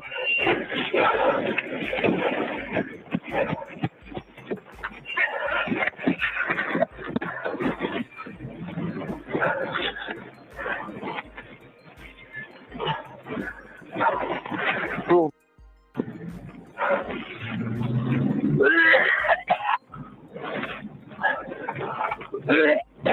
Okay, wait. Can you rewind it for like 5 seconds? Just like 5 seconds. Keep going just a little bit. Right. Okay, go ahead and just play it from here. Now look, if you guys look to the left of the screen, once he leaves, you'll actually see that there's a cop car just sitting parked. We don't know why. Okay, look right before he makes this right to you, right there. This has been a big question mark for a lot of people. Why? What's up with this? Like, why? I've asked this a billion times. I haven't gotten any answers on it. What's the deal with this cop car?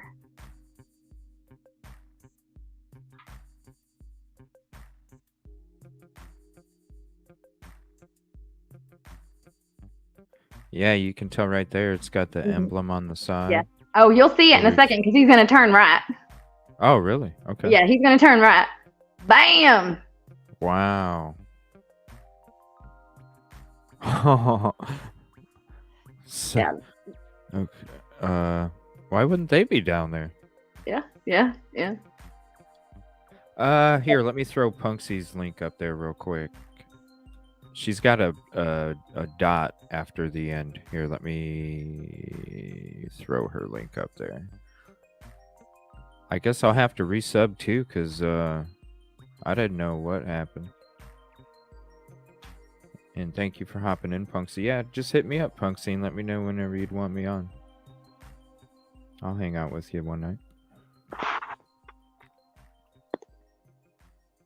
And then I hope you have a good live tonight. I didn't even know she was going live tonight. Okay, so there's the cop car. Now I got to pay attention to when he gets back to the scene. Okay.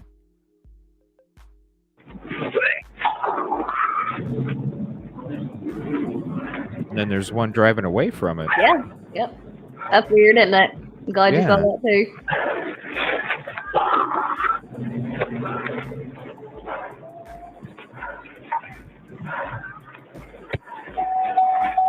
Hey, they're coming. They're right here, dude. They're right here. They're coming. They have a airplane. Who's this guy just walking around casually? Wow.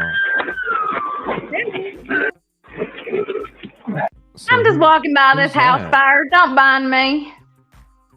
Who is that? Is that somebody that's just a neighbor or something? I believe that is Josh Ayer's cousin who actually lived in the house that's kind of like behind this house that's on fire. Oh, okay. SRB, so these people are basically just sitting around on their asses while this fire is going on? What the fuck? Yeah. I mean, car driving away, one parked. I figured if it's a small community, they'd have all resources on hand, you know. You ain't kidding, darling. One would think. Huh. So this guy's just walking by.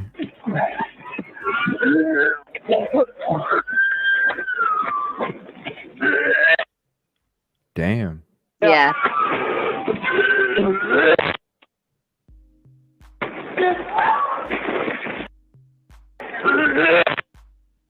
Wow.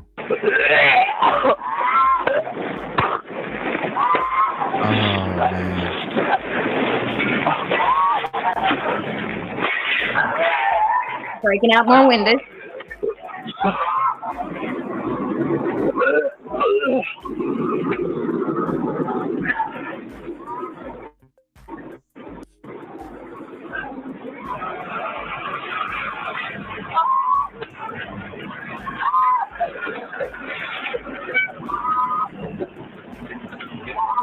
Oh my gosh.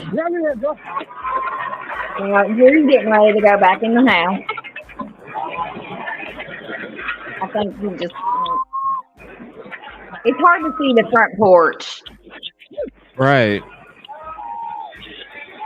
Oh, the screaming. I know it's Galen. It's horrible. Okay, I see the fire getting bigger on the right side. The right side, it's starting to get bigger.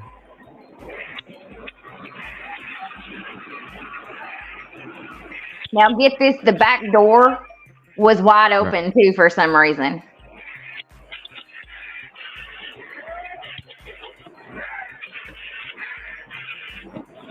There he goes. Okay, I seen somebody go through the front. Yep, that was Drew. Is the door on the left the front? Yep. Okay. And now you got a firefighter just, I mean, what is he doing? He's just hanging out on the porch, taking in the view. Wow. Now what is he doing? He turns around and walks away. Somebody help. Now this is when Drew gets hurt.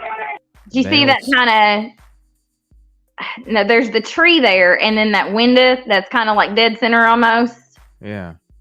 you can start to see the flames in there. You kind of saw it start to flicker.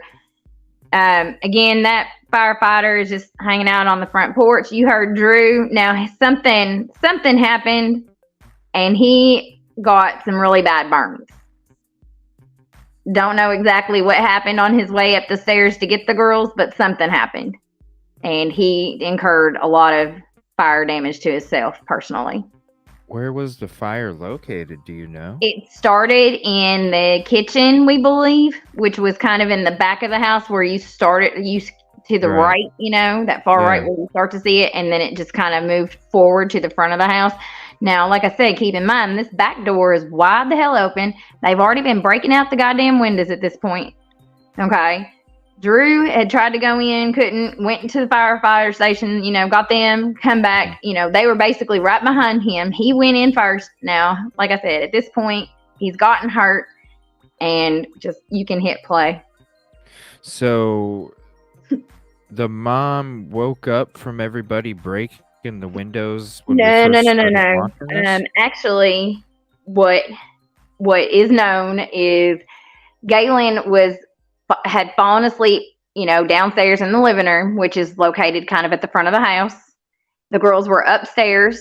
Now, like I said, this house was one house, but it was broken up into multi-dwelling, but there was one bedroom that the girls were in was upstairs. You know what I'm saying? So they still had 2 stories to where Galen was at, but there was other people who lived upstairs that only had access to the top level. Now, Galen woke up because she heard a noise in the kitchen. She thought it was the girls coming down, one of the girls in the kitchen getting something. And then the next thing you know, she realizes that there was a fire, and that there was a lot of, it was crazy. She knows that somebody was in that house, and it wasn't her girls in that kitchen. I'll tell you that much right now. And that's why you think the back door was left wide open? Absolutely, I do. I got you. Okay, we'll get back to this. And that firefighter is yet to still walk back in, by the way. Just strolling, hanging, Awful. Sorry, everybody. I know, I'm sorry. It's really hard to watch. Like, this next part is the worst. Okay. If you need to back away, just give us about 15 minutes or so. And then check back in. Totally understood. Yeah, this is, like I said, this is where it starts to get hard, you guys. I'm so sorry. Totally understood.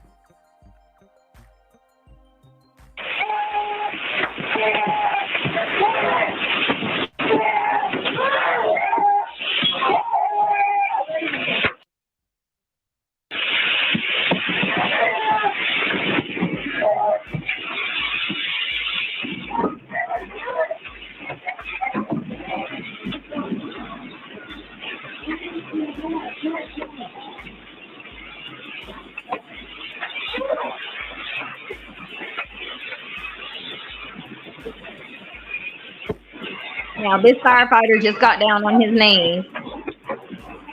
See him getting down? He's going to poke his head in that front door, Lou. Oh, look, he poked in. And he pokes back right away. And he's just standing there again.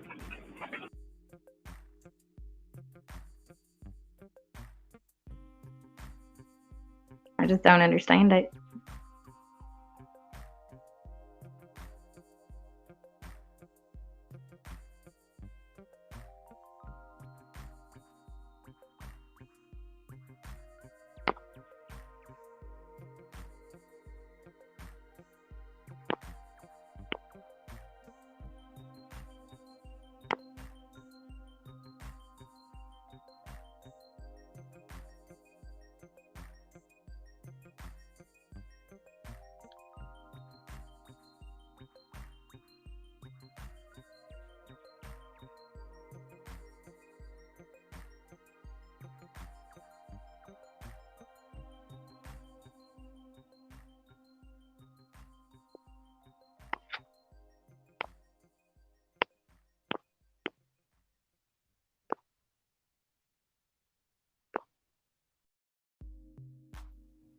I'm not sure what's going on. I think having connection issues or something.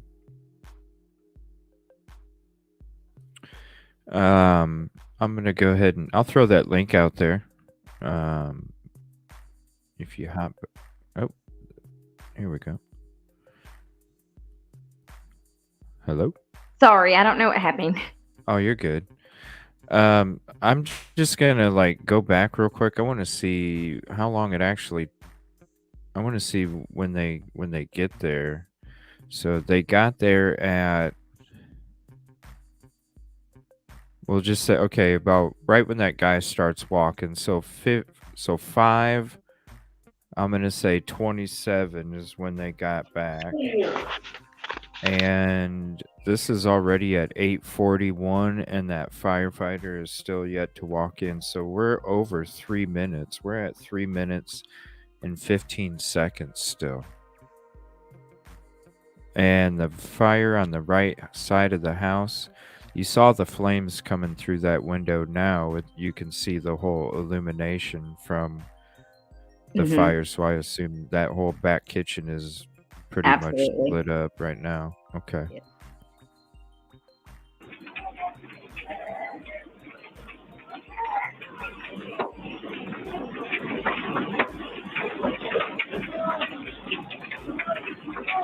There's firefighter.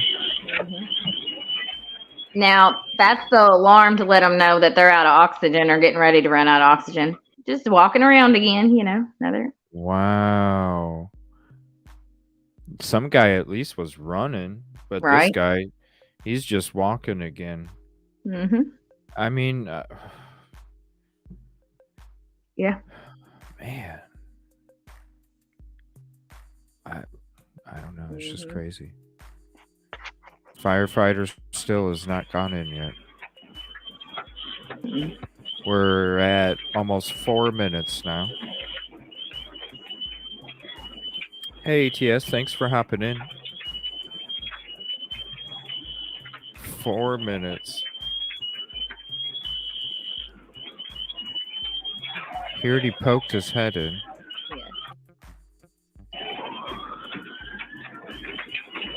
I believe this is where they pull out Drew.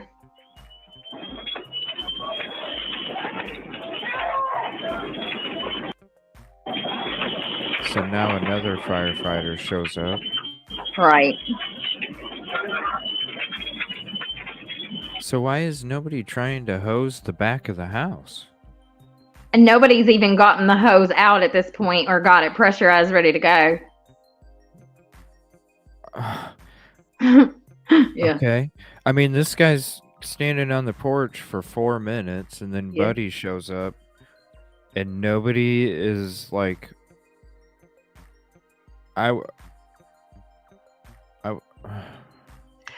Right, you're scratching your head and sick to your stomach all at the same time, right?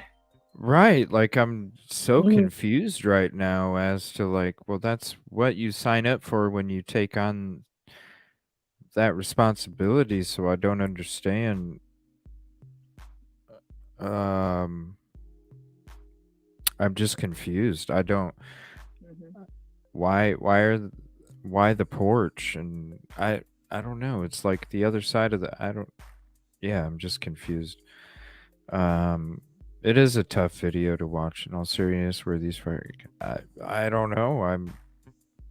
It's all volunteer. It is volunteer. I will say that. Now, that's not to say that some of them haven't served on other fire departments that are fully certified. There is training and certificates that they have to go through to get, verified and qualified to do this job. So they have the training. Some of them, now I'll give you this, there is some that are only strictly for driving, like they can't do anything else. There are people who are trained to run the hose and all that as well. There's different qualifications and there's different levels that you can do as a volunteer. So the two guys on the porch are obviously good to go on the hose, but they just don't seem to have their shit together to get it done. Like Kevin Kraft says, looks like there's horrible training to me, he probably meant. Good night, Dre. Thanks for hopping in here tonight. I appreciate it. Even volunteers have to train. Yeah. Yes. Wow. Okay. This is crazy. Yes.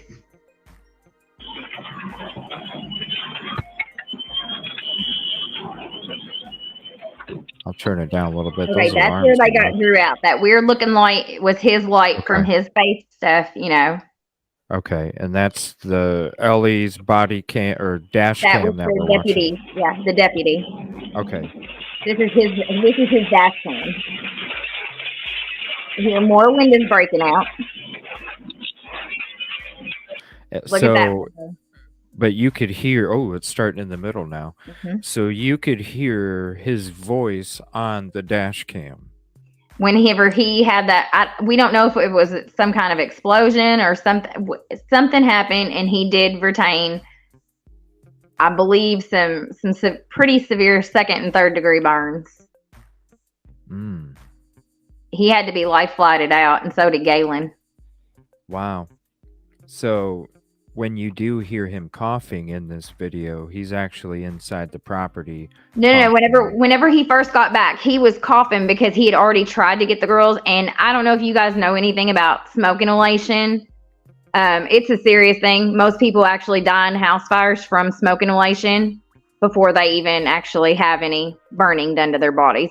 You know what I'm saying? Oh, really? And you don't exactly know how old this house is, what kind of material it was made out of.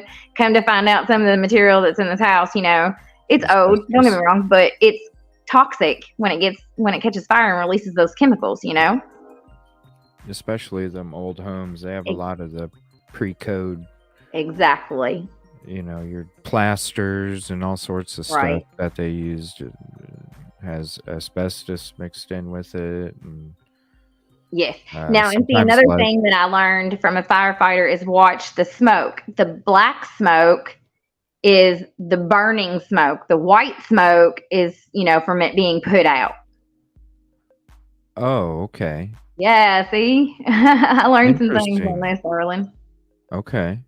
And so now it's all totally black lit up in the back. Mm-hmm. Now the middle is starting to light up. Yeah, just wait.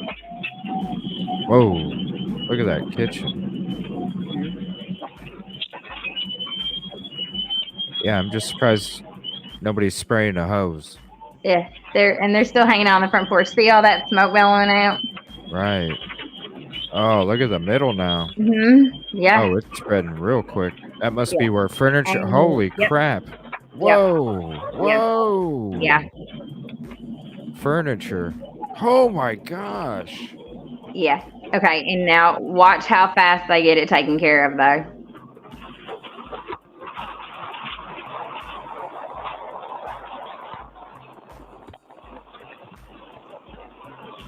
Oh my gosh. Oh wow. Yep. See the white smoke? In the smoke, yeah. Yep. Thank you for that knowledge. You're welcome, sir.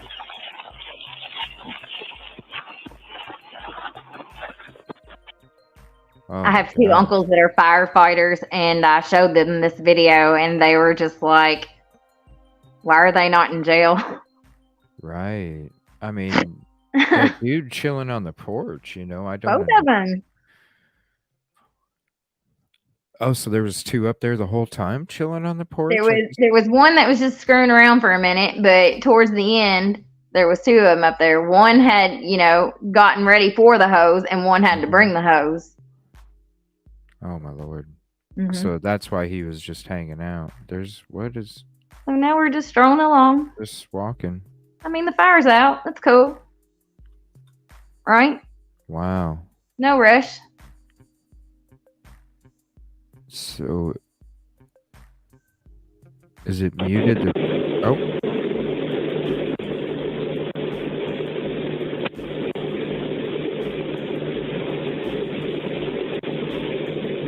Well, they did extinguish that pretty quick. Yes, sir. They did, didn't they? It looked like it was rolling. Oh, it looks like it's getting back up again in the back. Yeah, then they're starting to put that out back there now. Oh, okay.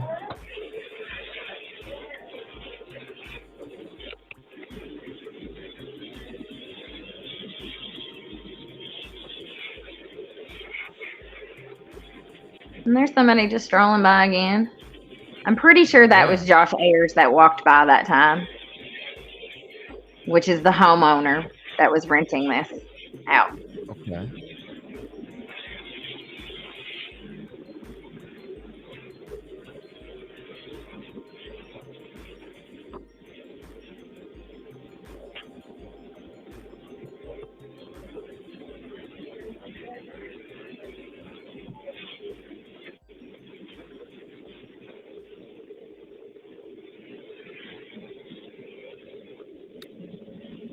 Whoa.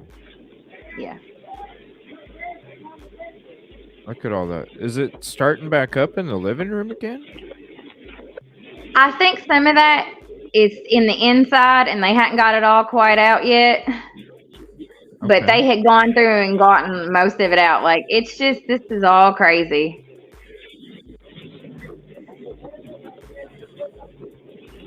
Now, this is where it gets real messed up. Whoa, it looks like it's getting bigger.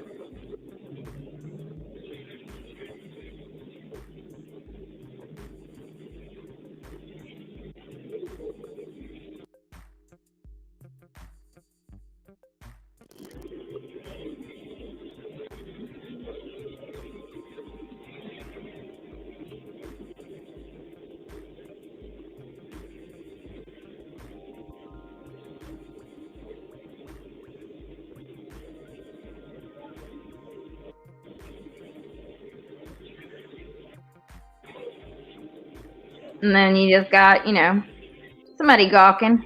Oh, hey, how's it going? Yeah, you guys are doing a good job on the fire, huh? Mm-hmm. Yeah. I mean, what kind of fucking situation going on here? He's just standing in front of the dash cam.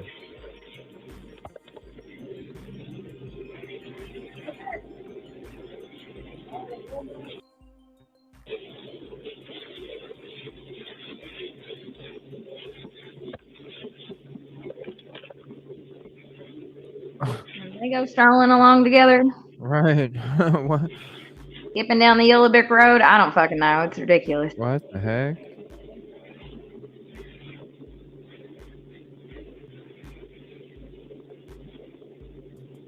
Not prepared at all, I see.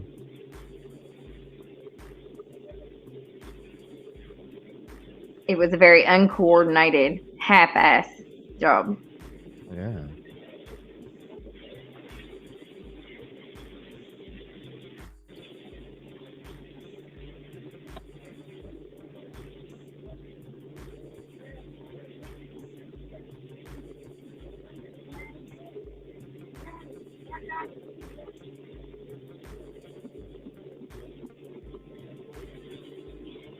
I'm pretty sure at this point I've seen at least 3 or 4 different people walk by. Yeah. Like they don't know what to do. Now that's Like they're not Eakins right prepared. there. Okay. Oh, and then somebody runs up to Eakins. Okay. Anyways, Eakins is a name that's connected to the Delphi case, if you know. Or no, yeah. Yeah, Eakins, that's right. Erskine. Erskine, it's not Eakins, it's Erskine. I'm sorry. Erskin. I-N, yeah. Erskine. How is he connected? Okay, so he is in the Delphi case. He was one that is leaked those text messages that said how Libby and Abby were found. And he was supposedly the one who found Libby and Abby along with another searcher. Him and another man was searching, and they were the ones. Really? Yeah, David Erskine and John Weaver. Oh, wow. They were the ones that were named to have found the girls in Delphi. So they did a lot of volunteer work. So, like you were saying, there's a lot of volunteers. Yeah, and there's a lot of overlaps that are weird. Right. They should all be fired and charged, Kib Kitty says. Pay him 100, 100, 100. Yeah, girl.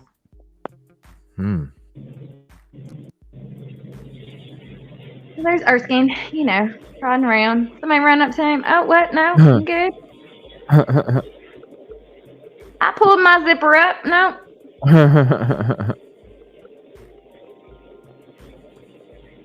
I just don't even know, what to think. And then I'm not sure some point at this coming up is where you'll see that they're walking out from inside the house. I believe when he comes out, I believe he has one of the girls. I believe he's carrying one of the girls out when he comes out.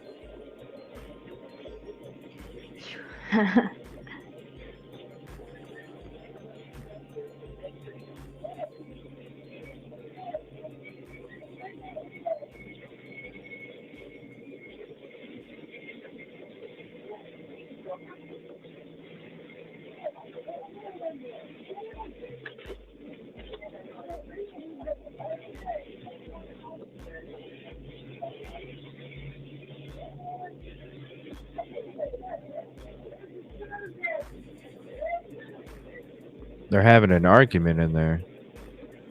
Sounds like it, doesn't it?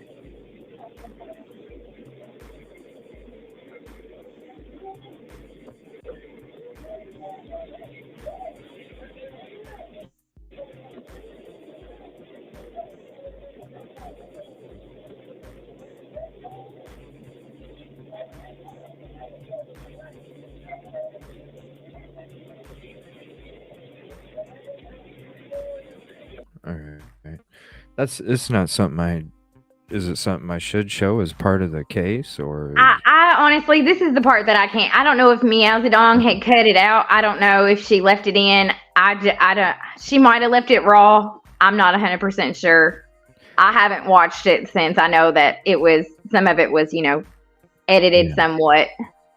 I mean, we're pretty good. I mean, there's 40 seconds left. Yeah, exactly. I can do, if y'all can do without it, I can do without it. Yeah. I mean, unless it, is. There's not. I mean, it's really that's all you really see. Is them start to pull the girls out, and like I said, if y'all can do without it, I can do without it for sure. I'm okay with it. Yeah, I'll do without it unless it really, is something that we have to see as part of the case. No, yeah, it is there if you guys want to see it. I'm good. Yeah, I'll put the link to the video in chat again if you want to go add it to your playlist. And like I said, they pulled the girls out and they took them to the firehouse and put them on the floor. That's crazy. So that was total compromising of any evidence that the girls might have had on them, of anything in the situation. You never know. Yeah, that was all. SRB is asking how old the girls were. I think the range, 12, 9, or 10, and then it was, 7 and I want to say 5. They were all young. 12 and under. All 4 of them were 12 and under. I think people are on not behind. They're not on live or something because they're saying hard pass. we already stopped playing it already. Yeah. You guys might be lagging behind. Sorry. Yeah, I didn't want to. I was just trying to play it until I seen them walking out. And I'll go ahead and pause it at that point and see if it really is relevant to actually finish it or not. Because I honestly didn't want to. But and the volunteer firefighters, after they got the fire put out, they were actually cleaning up the scene. Cleaning up the scene. Yeah. That's.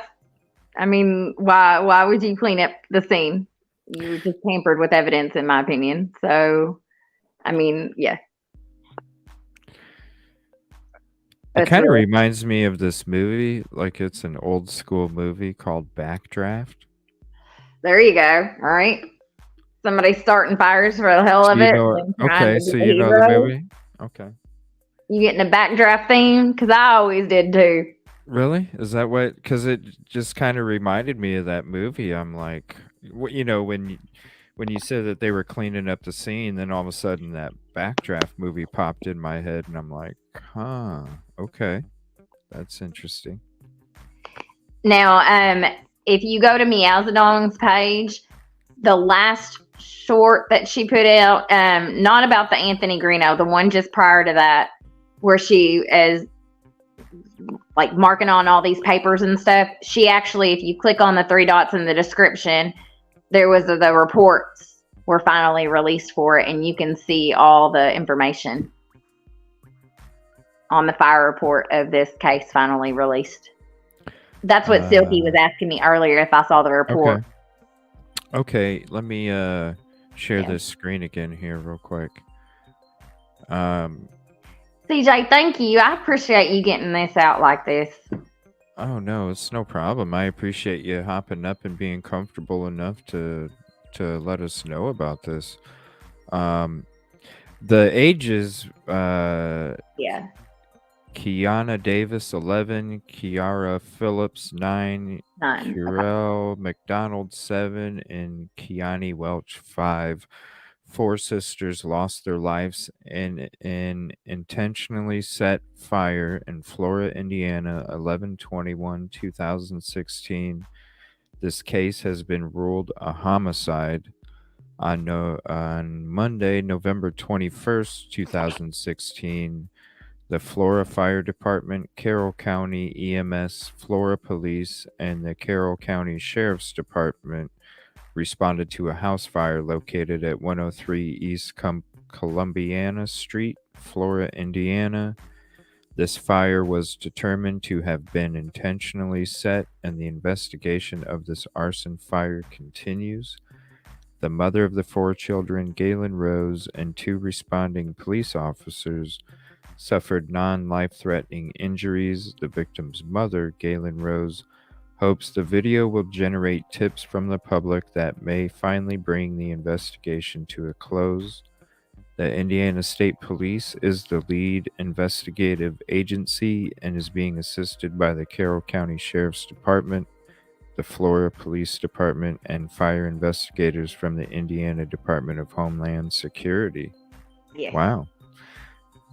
A reward is being offered for information leading.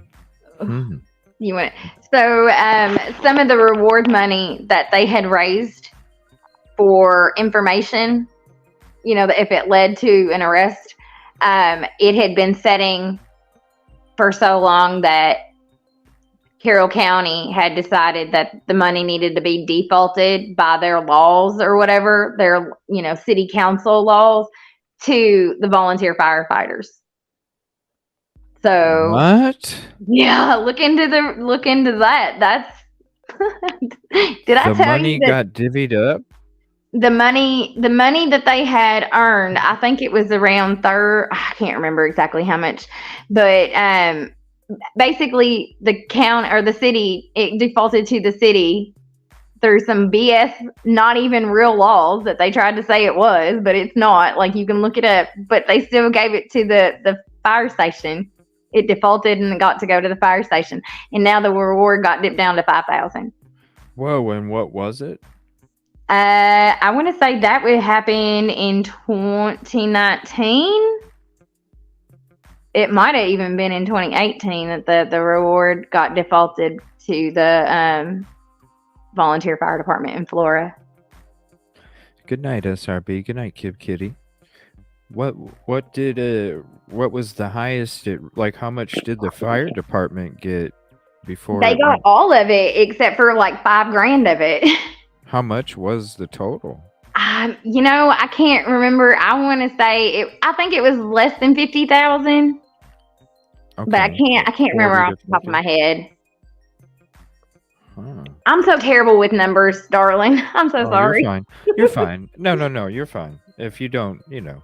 I said like 15,000 for the population. It was like 70. So I'm going to call bullshit on my numbers all day. I'm not good with numbers. Bullshit.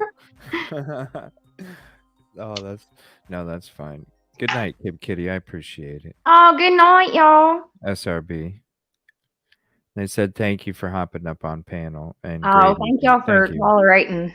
the shit show that I This am. is no, this is crazy. Like I had never really heard about it. I saw Flora somewhere. I think maybe one of my coworkers said something about it, but I just never even I don't you know, I never heard of it before. And that's crazy. It's so this happened 4 months before Delphi. Correct.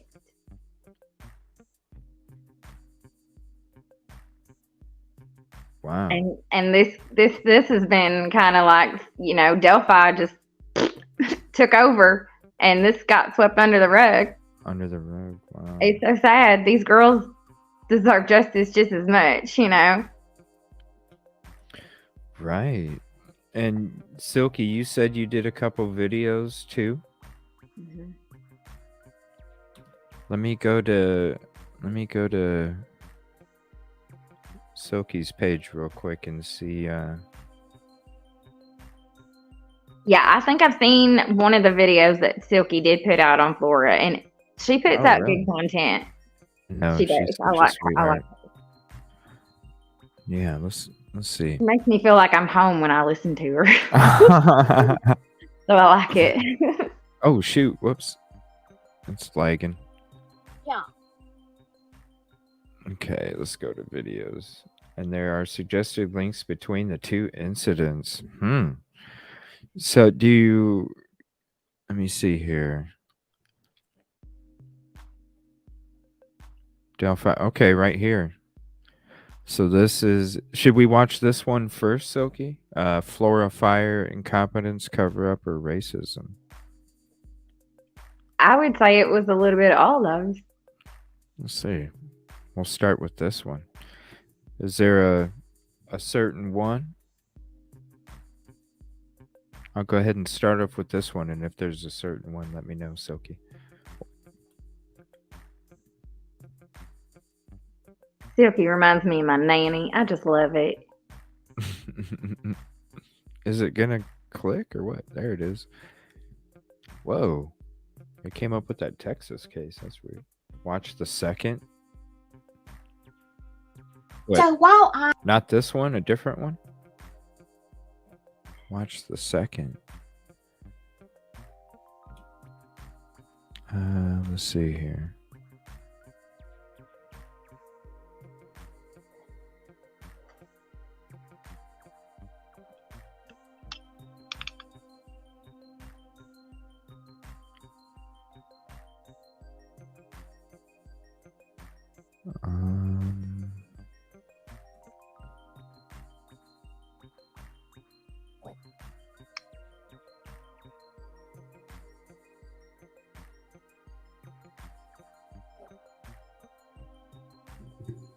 I don't see another one.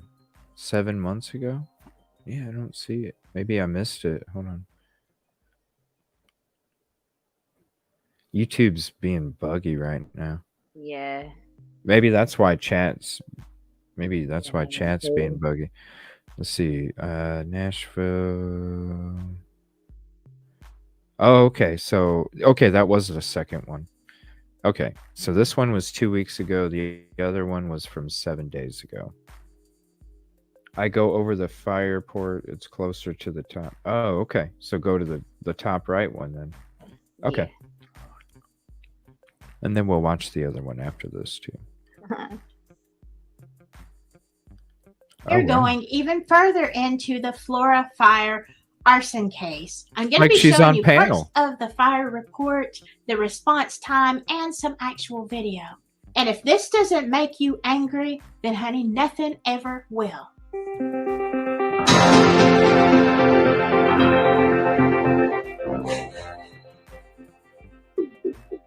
Well, hello, my silky friends. Yeah, I'm just going to tell you, I'm already worked up because I've been reading this stuff over again. So let's get into Flora.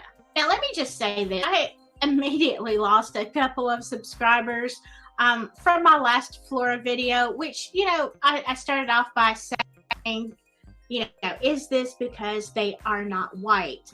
Let me say right from the get-go, I do not believe that this is a racially motivated crime. I really don't. However, the coverage yes of it, or the lack thereof, to me, could possibly be a racial thing. But let's start with this fire report by a group. I believe it's called Exponent, and I'm going to let you look at this here. This is from a lawsuit that Galen Rose has against Birch Tree Holdings. So of course they did their own fire investigation, looked at depositions and testimonies of the different players in there. So the timeline comes from that, also from cell phone timestamps, and it's just very disturbing. So here we can see who is, asking for this report. Is the name of the document. If you wanted to look that up, this was filed, as you see, on April 13th of 2022. Okay, so this fire report is 58 pages long. I am not going to read it to you, and I learned more about fires than I ever wanted to know. But here are a few things we need to take note of. Now, this structure was built somewhere between 1930 and 1950, so it was an older property. It had been turned into a duplex, and you will see where I have highlighted that it had an exterior stairway, which we saw in the last video, and here it says there was also an interior, for which I'm very glad, because I kept thinking so you had to access it only by the outside, but no, it does say that there was a stairway inside the home as well. But this was interesting. It had asbestos on the outside of it, which, right. Look, a lot of houses coughing, had those, right? That's where all that coughing came from. People didn't. Right. So imagine this burning. Oh. I mean, I'm just saying.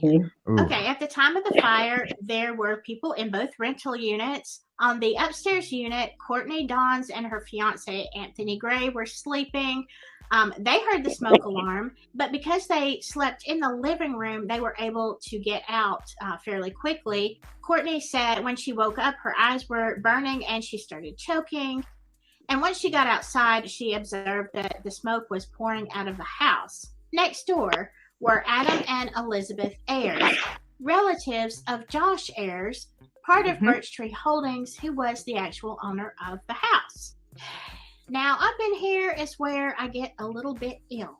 At the time of the fire, Elizabeth said that she was awoken earlier at 2:45 a.m. and she was laying in bed trying to go back to sleep.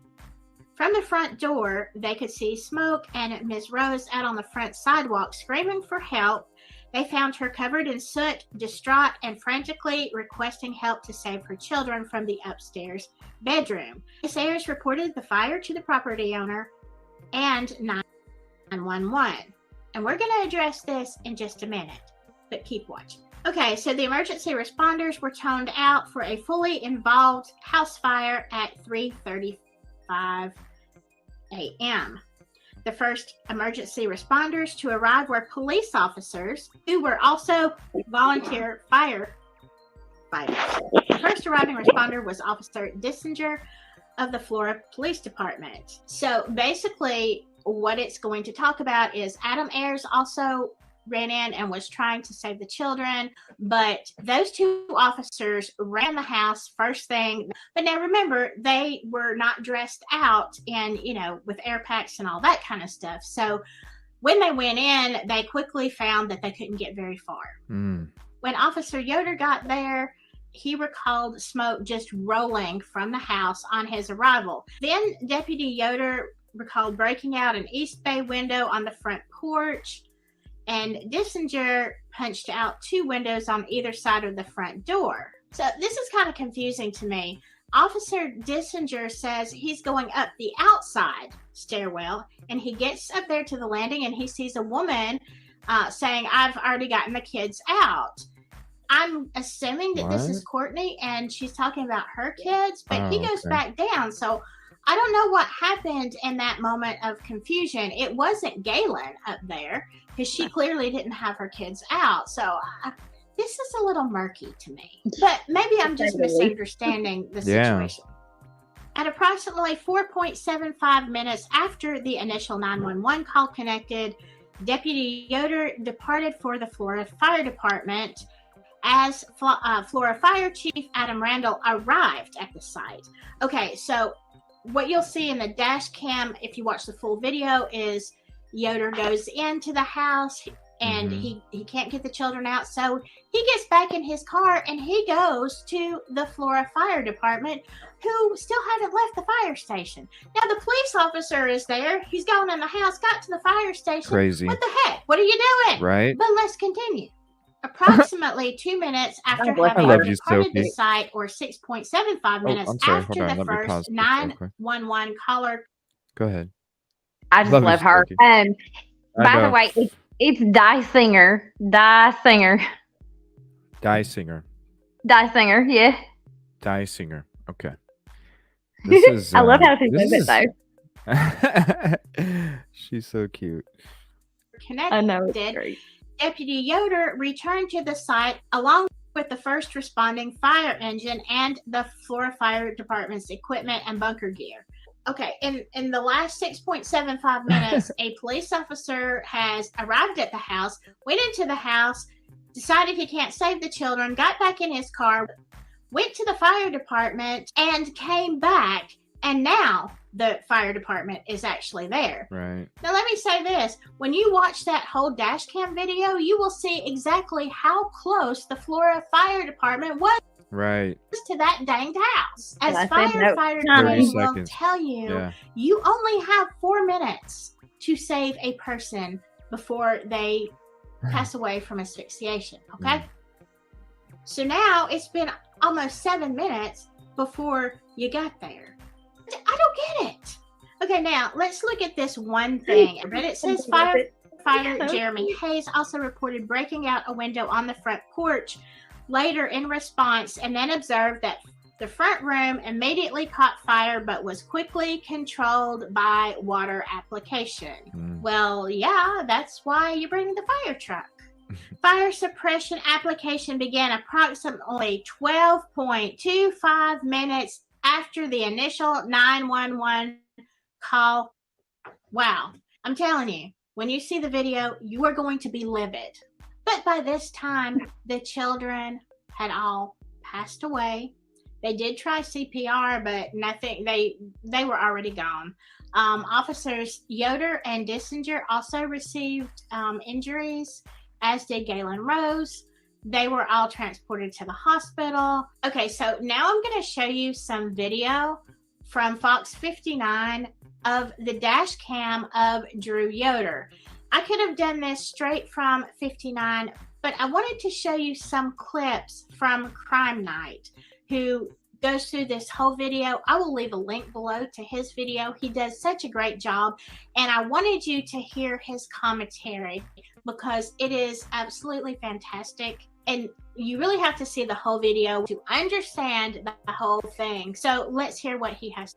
And I'm going to go ahead. Fire on the front. Come on, YouTube. I'm going to go ahead and copy the link and put this in chat as well. Just so I can put all sources out there. Thank you, Silky, for putting that in your video because most people don't. Yes, thank you. Seriously. I try and do this every time I can. And you wouldn't believe how many people don't put that in there. So thank you. I appreciate that. Thank you for sharing it too. Front. Now let's watch these two firemen.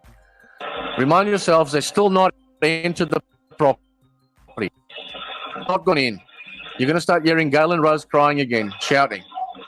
So there's the first fireman. There's a fireman. This is where I believe this dude has thrown something inside the house. He's gone in vaguely and he's come straight out again. I believe this guy has thrown something in there, something to make the fire begin here on this part of the house. There's no reason for him to come out immediately at all because there's no fire. There's smoke, but there's no fire. So pay attention. There he goes in. He crawls in. And then he crawls straight out again. Crawls and he stands up. This fireman will smash out this window over here.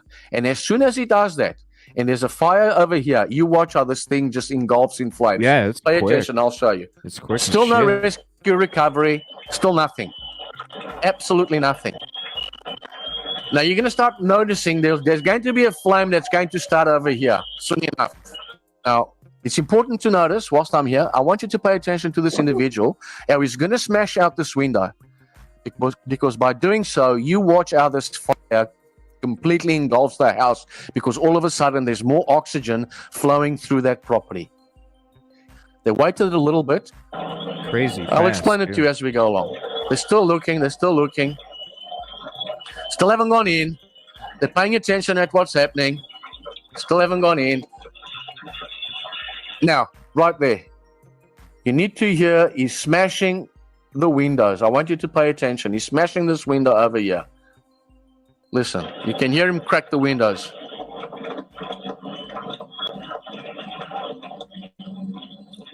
There.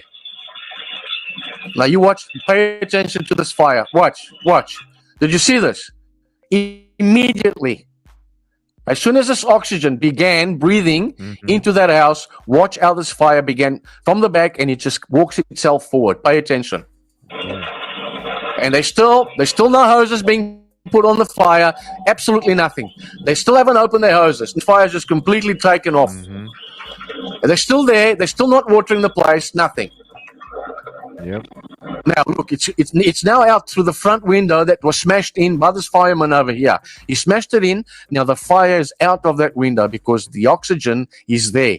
So their actions here are erroneous. They should have had already the hoses on this property. And the reason why they didn't do it is because they wanted this property condemned. They wanted this property to burn to a degree that they could go and claim insurance money on this property.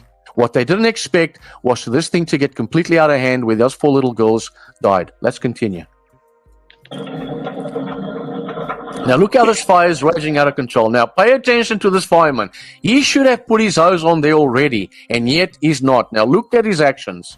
Look, he's watching the fire burn. You watch, soon enough, you'll be watching on the front here, in between the fire and the fireman. You can watch a little spray of water, meaning that he's in fact turned his nozzle, he's opened his nozzle, and he now begins spraying the fire.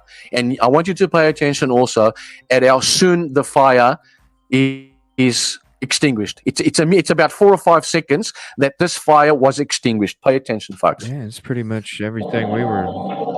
I'll show you. He still has not. He still has there.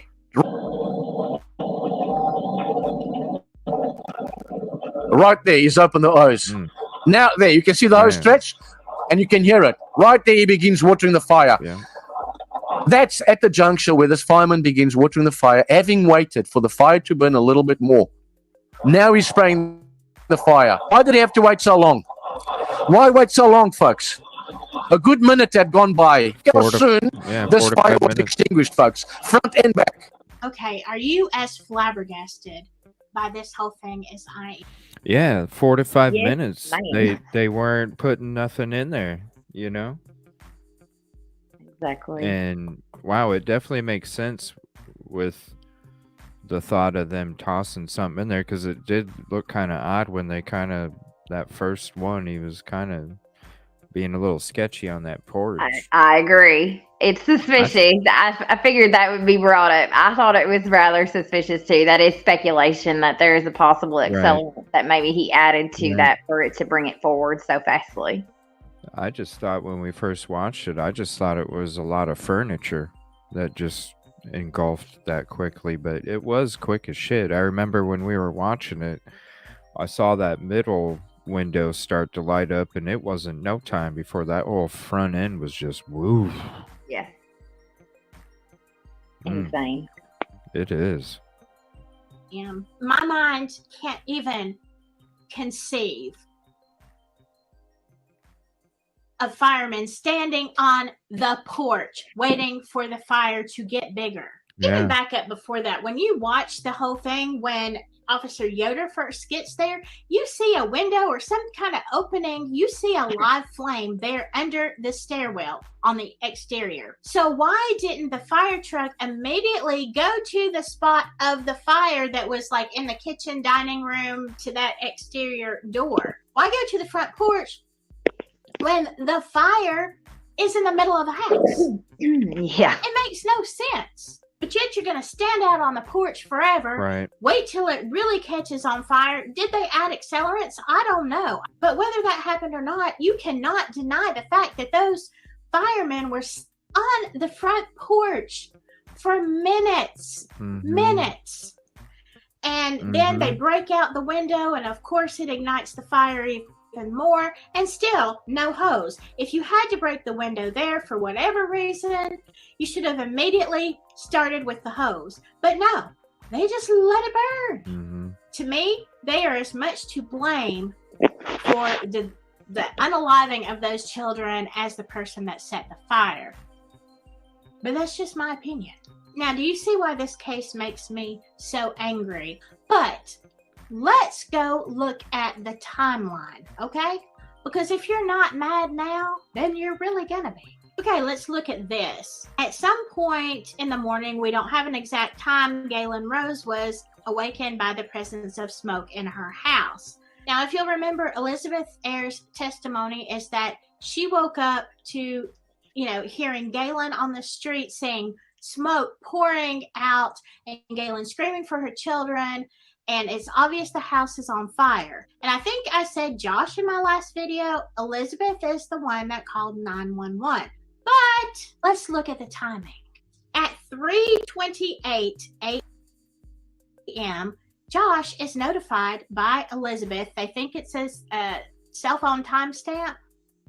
And she tells him, quote, "Your house is on fire." But it is not until 3:34 that she is the first one to call 911 to report the house fire next door. 6 minutes later, 3:28, she calls Josh, waits for 6 more minutes to call 911. And did she think somebody else called or something? I don't know. During that time, during that initial 911 call, also Kline's calls somewhere in the middle of that, and there's a timestamp for that. Here's my question. Now, if I see my neighbor's house is on fire, I'm awake, I see someone screaming about their children in the street, and I can see fire, smoke pouring out of the house, isn't my initial response going to be to call 911? If you come up on an accident, the first thing that you do is call 911, right? That is what any reasonable person does in an emergency. You call emergency first, not the home owner. I mean, what? Especially if you know the person, you want to get the people there immediately and then call your friend. You want the fire department showing up first. I mean, yeah, logic would tell you call the emergency service line to get emergency services. Wow. So I have a question real quick before we finish the last couple minutes. Do you know much about this property owner? Do you know if that was okay? his So only property? Josh Ayres, he had been on the city council in Flora at one point in time. He also owns a appliance store. Okay. He also owns a hardware store. Oh wow. So that's not yeah. He's not hurting for money, darling. Trust me, he's got plenty of businesses and again a very shoddy house that he put into a multi-dwelling to rent out to people. So is So it considered a slumlord? I would qualify him as that. Okay. Now I know it hasn't been touched on yet. So she had said that the girls the couple upstairs had awoken with their fire alarms, their smoke alarms going off. Now, Galen Rose's didn't have any batteries in them. Whoa. Yeah.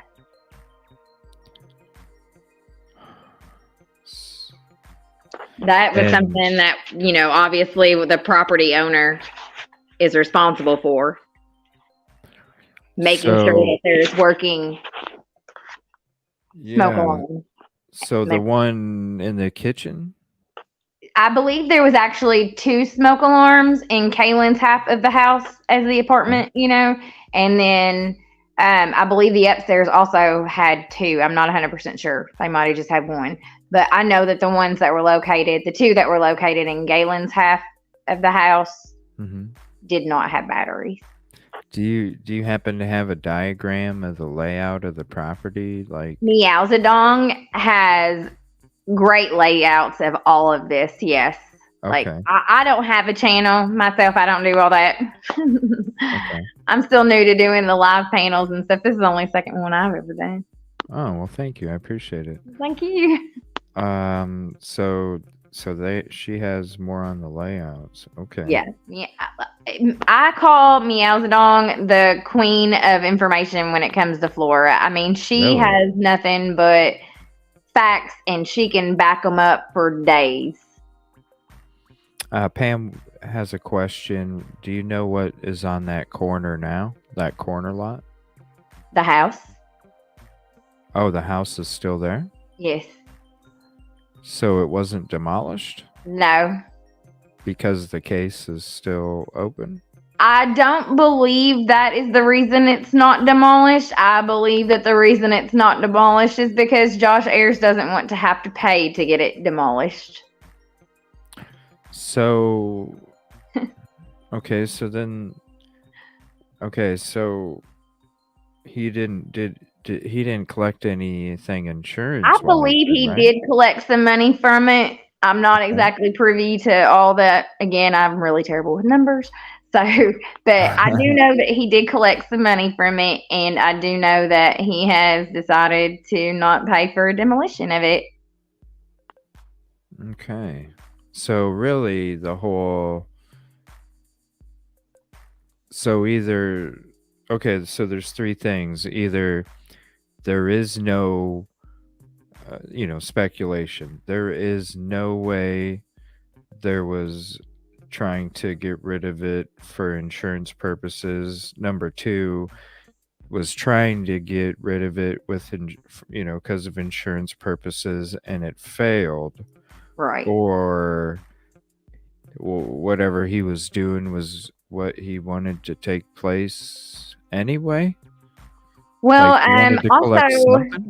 also there's a I'm not gonna put out a name, but I will tell you that there's a very well-known pyro freak that likes to set fires in that area. He has a long list of other incidences as well. Okay. He might be connected. We're not sure. So there is a third option. A lot of people thought it was for insurance fraud for a while. A lot of people thought it was maybe a hate crime for a while. I think that whenever they said that the person who set the fire didn't intend for the girls to die, I do believe that's an accurate statement. But nonetheless, they have passed, and it's time for their justice to come. Right. Hey, Silky. And also you, Jinx, would there be any night that all 3 of us could talk about this again? And then you guys can share all your knowledge? I mean, yeah, you guys let me know, and I can make a day work. Y'all just let me know. Yeah, I'm a stay-at-home wife, so. Okay. Yeah, I think that'd be an interesting show just to get both of your guys' opinions on all this, and then if there's any information I can even you, Silky, I can allow screen share, so you can screen share information, or if you guys wanted to send me stuff to show while we're talking about it, or give me links for videos or anything. Yeah, like I said, Meowzadong, she has so much information, and I mean court documents, reports. She's got all. She's the mother lode of the information as far as Flora. Does she go on small YouTube channels? Yes, she does. She was actually just on a live panel 2 nights ago, I believe. Not last night, but the night before. She was on a live panel. It's Delphi After Dark is the panel that she just did. Okay. She's the adorable little brunette with the glasses. I think Ruckus came in here a couple nights ago, and I think he said something about Delphi After Dark or something. Yes. He was on there. Coach Kev was on there. Now, whenever I said that there was a retired Ellie, that's Coach, or that's Ruckus Rocks. He's a retired cop from Florida. Well, he's from whatever, up north, technically. He's got that accent. And then Coach Kev is in Philly. He is a active firefighter currently. So he had a lot of insight on that dash cam footage as well. Huh. It was, they're really good and informative. Can you send me an email? I probably can, yeah. Yeah. I'll do it after the live, but yeah, I'll shoot you an email. Like I said, Ruckus Rocks is a good channel to get some good perspective on some of the Florida stuff. Coach Kev is another one. Coach Kev. He's really good. Coach Kev's True Crime, I think, is how it does. Okay. Yeah, I would definitely like to talk about this again some evening. Yeah. And whenever it would work.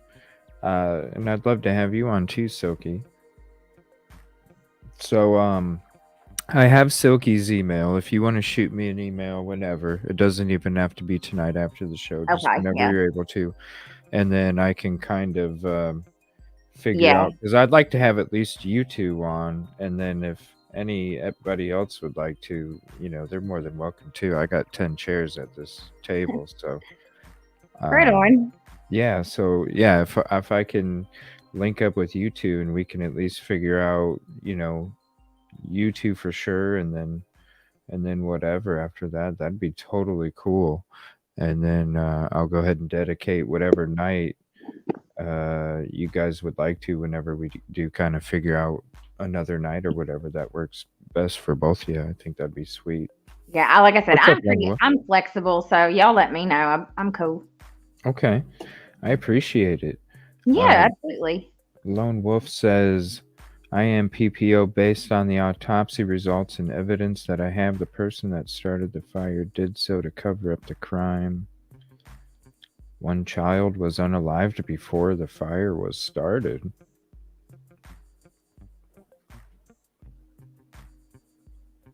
I've heard a lot of theories on that too. I haven't seen the autopsy report, so I don't know about that, honestly. I've heard some things. I didn't know that they had released some of that information. I thought that they had just released that they had died from, smoke inhalation, asphyxiation.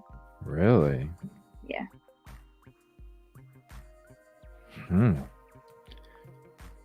But like I said, they have left the house. They've, people have asked for him to tear it down, and he's just like, he's not going to pay for it. But yet, he was seen days after the fire entering the house and exiting the house. Who was? David Erskine. I mean, not David. Josh Ayers, the homeowner. Josh Ayers was seen walking in the house right through the front, spending some time in there and walking out. And then I have a copy of the autopsy report, and it says asphyxiation by smoke. Yeah, that's what I have seen. That's not a theory, that's a fact.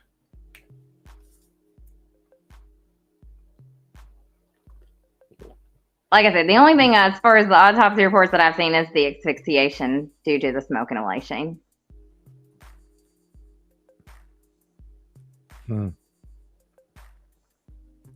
Why do you, Lone Wolf, why do you feel that way? I mean, I'm open to any information. Like, please, yeah. Like, I'm not discriminatory. I'm not going to say one way or another. I would like to provide accurate information first and foremost. Mm-hmm. Oh yeah. I'm not pushing a narrative. I don't know. I will gladly give out accurate information and people can come up with their own determinations. I just want to make sure the information I give is accurate. So if there's something that I don't know, then please, yeah. Yeah, because you have to explore everything, but then you have to be the factual as well. There's always a chance that the autopsy report was corrupted. That's true too. I mean, if this whole thing was corruption, you're just right.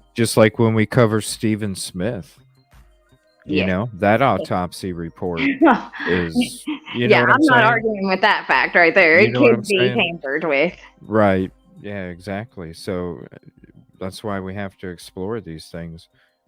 Absolutely. The oldest girl was nude and unalive without any smoke in the blood or lungs.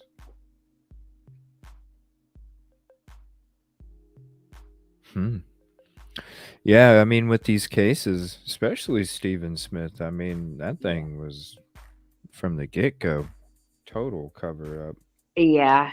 That's why I have a cover-up in my title for it, because it is. I considered it a cover-up before they even got the thing for the what SLED is coming out and saying now. Yeah. Like, it was obvious as soon as you started researching it. Yeah. The shoes is what got me. Yeah, that too. You know, and I was checking out something earlier today, and I didn't even realize it's something that I want to go into when we have our next show about it. It'll be soon.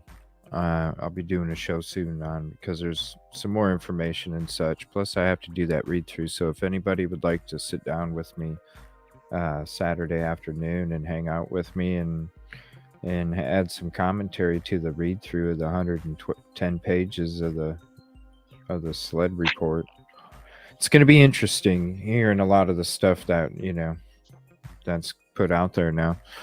But yeah, it just don't make any sense. Yeah, no. I really don't. Mm-mm. Did I understand correctly that this was a family of color? The house owner is white. I believe so. Yes, ma'am. Pam, that's correct. Mm-hmm. Okay, I'm going to finish up the last few minutes of this video here. Silky, if there's another video that you wanted me to check out, just let me know what it's titled, and I'll look for it after this. Well, actually, I'm going to have to hop off here. I have to go mod in another channel, but I just want to say thank you so much for having me on, and thank you for sharing. I appreciate it. Silky, I love you. You're a great girl. Oh. And thank everybody else for and thank you for hopping up. You. Yeah, thank you for hopping up. I appreciate it. Thanks for sharing this case with us and Absolutely. all the information and the channels as well. I'll definitely check those out.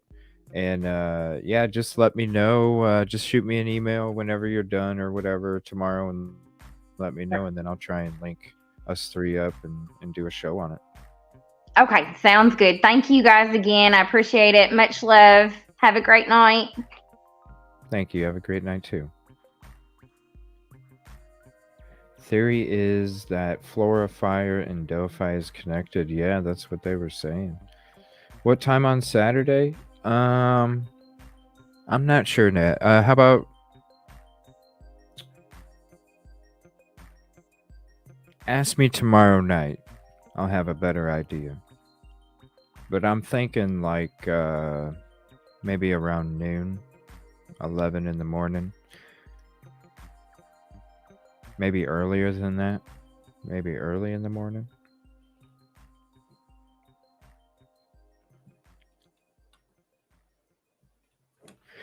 And it'll probably take 2 hours, 2.5 hours, maybe even 3. But it's going to be 110 pages. Some stuff is just going to be showing the documents, you know, notes and things like that. But we're going to be looking over it.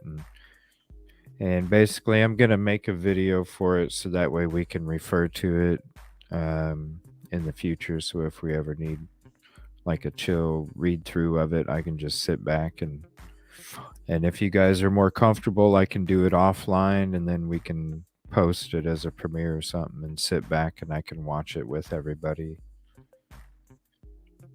Whatever you guys want. But yeah, Saturday afternoon is when I plan on doing it. So yeah, just hit me up on email if you're interested in hopping in for that, or whatever way you want to message. Email, Twitter, Discord. Yeah, it will take a while. 110 pages. Thank you again, Jinx. Appreciate it, man. That's I never even knew about it. We're gonna go into the last few minutes of this, and then you said the second one, Silky. After this one, the home owner. I mean, what? Does Josh keep a fire truck in his pocket that he's just going to magically drop on the street? Is that why you called him first? And 6 minutes later, called 911? Let me tell you something. At 6 minutes, it far surpasses that 4-minute mark where people can live through a fire, doesn't it? Oh, but by all means, let's just call the homeowner because, you know, he can work miracles. Maybe he's just going to walk in on water. That would be helpful, wouldn't it? I'm sorry, I'm mad. I am so mad about this case. So, the fire department, and, you know, like I said, if you watch the full video by Crime Night, you will see how long it took the fire department to go a few blocks to put out a fire. Some days I'm glad I live in Alabama. I'm just about at the point where I can't talk about this anymore. So we're going to look at one more thing. Now, if you will look at this, at 3:41, the Flora Monroe Township Fire Department arrived. And that is 6 minutes after the 911 call. Yes, I know that takes them, you know, a few seconds, whatever, a minute to get down the pole and into the fire engine. Everything else should have been together because that's what you do. You fight fires. So to me, it was a longer response time, you know, especially as an officer can get there and back before you get there. So at the end of the day, watching the whole video, looking at the timeline, it is quite apparent that they did not want to put out this fire until it had burned to a large degree. There's insurance money, which was collected. Even though it was arson, I'm not even going to get into the arson report right now, but it has been declared arson several times over. Starting, they believe, at the door that was under the stairwell, which I believe it was Officer Randall said was open. He expected it to be closed and locked. It was not. It was standing open. So that would suggest to me that somebody had a key. Wonder who all had a key to that residence. I'm going to stop talking because I'm upset. I believe this was a clear-cut case of arson for insurance money, based not just on the response time, but on some other factors. And we will delve into arson and firefighters and Indiana. We're going to have a lot of different reports on this. But for today, I'm going to end it and calm down. We will continue talking about Flora. Hope you have a great week, and I will see you next time. In the meantime, stay silky. Oh, that was so nice. Thank you for sharing that, Silky. Thank you for allowing me to play that as well. Crazy case. I definitely am intrigued and interested in going into that another evening. So yeah, reach out to me as well, please, Silky. I think it would be whatever night it is. You guys let me know when you're available. And she said she's pretty flexible too, so I'm sure we can. Just let me know.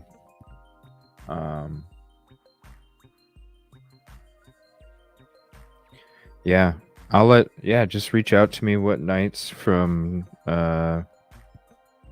tomorrow night through next Friday night. Let me know what nights you're available, and then I'll see when she's able to, and we'll just focus it on that. This is a map of Flora. right here. And you can see how close it is to Delphi. Basically right down 18 to 421. That's crazy close. So what if we... let's see. Directions from here. So 13 minutes, 15 minutes, and 18 minutes. Not very far at all. 9 to 12 miles.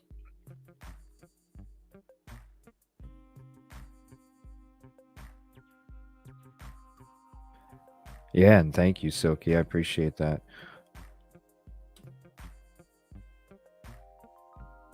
And Meowzadong, that'd be cool.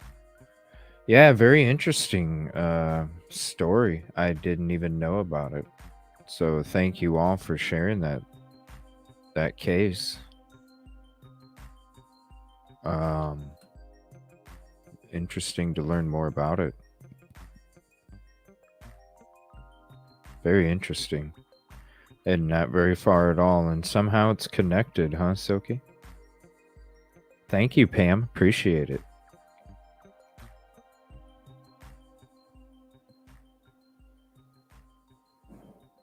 Somehow it's connected, huh? I would like to on the when we do have that night where it's us, I would like to kind of go into more of the case for the first half of the show, and then the second half of the show maybe go into everybody's thoughts and opinions on the connection and what they feel took place. I think it'd be a very interesting show. Informative, not only with facts, but also with thoughts and opinions from people who obviously did some homework on it. So, and I'm all about brain stew, knowledge. Becky Patty did an appraisal on it just a few months before the fire. Wow.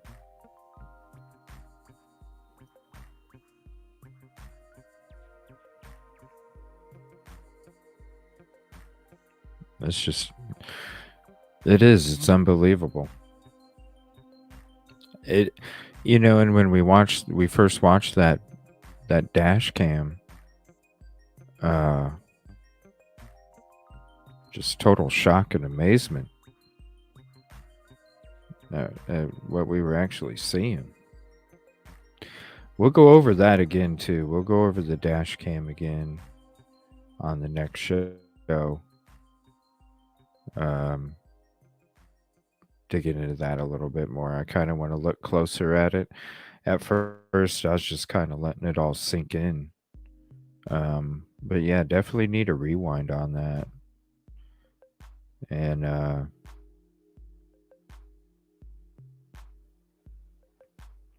I'm just shocked. I'm shocked that all of that kind of just unfolded the way it unfolded. It just doesn't make any sense on either side. And then the door left wide open. Don't get it. Because of that, some people think that Libby and Amber were a revenge act. Are you serious?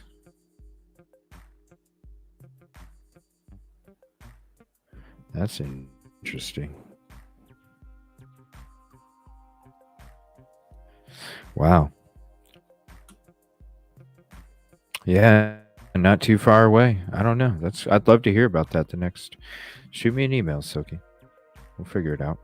Thank you, everybody, for hopping in and hanging out. Appreciate it. I'll be back tomorrow night. Not sure what we'll be talking about. Maybe we'll get back into the Stephen Smith case. There is a lot of stuff coming up, but I don't know. I'll think about it throughout the day, and I'll post a notification of what the topic will be, or if it'll just be an open open hangout, but there's just a lot of cases, so I don't know. I'm not sure yet if it's going to be a hangout or if it's going to be on a certain topic, but we'll figure it out. I'll put out a notification. Appreciate it. See you guys back here tomorrow night, 7 o'clock Central, 8 Eastern. Hope you have a peaceful and positive evening, and thank you so much for your company and your thoughts and opinions. I appreciate it. Please be safe and enjoy the rest of your evening.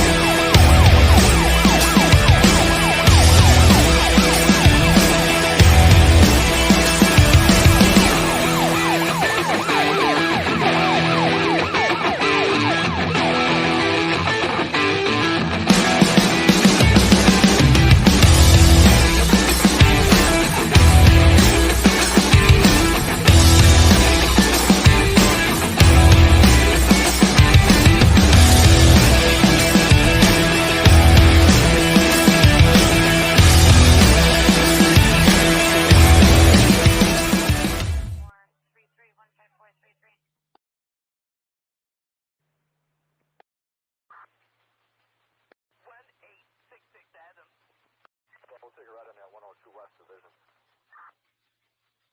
Alrighty, 10-4, thank you.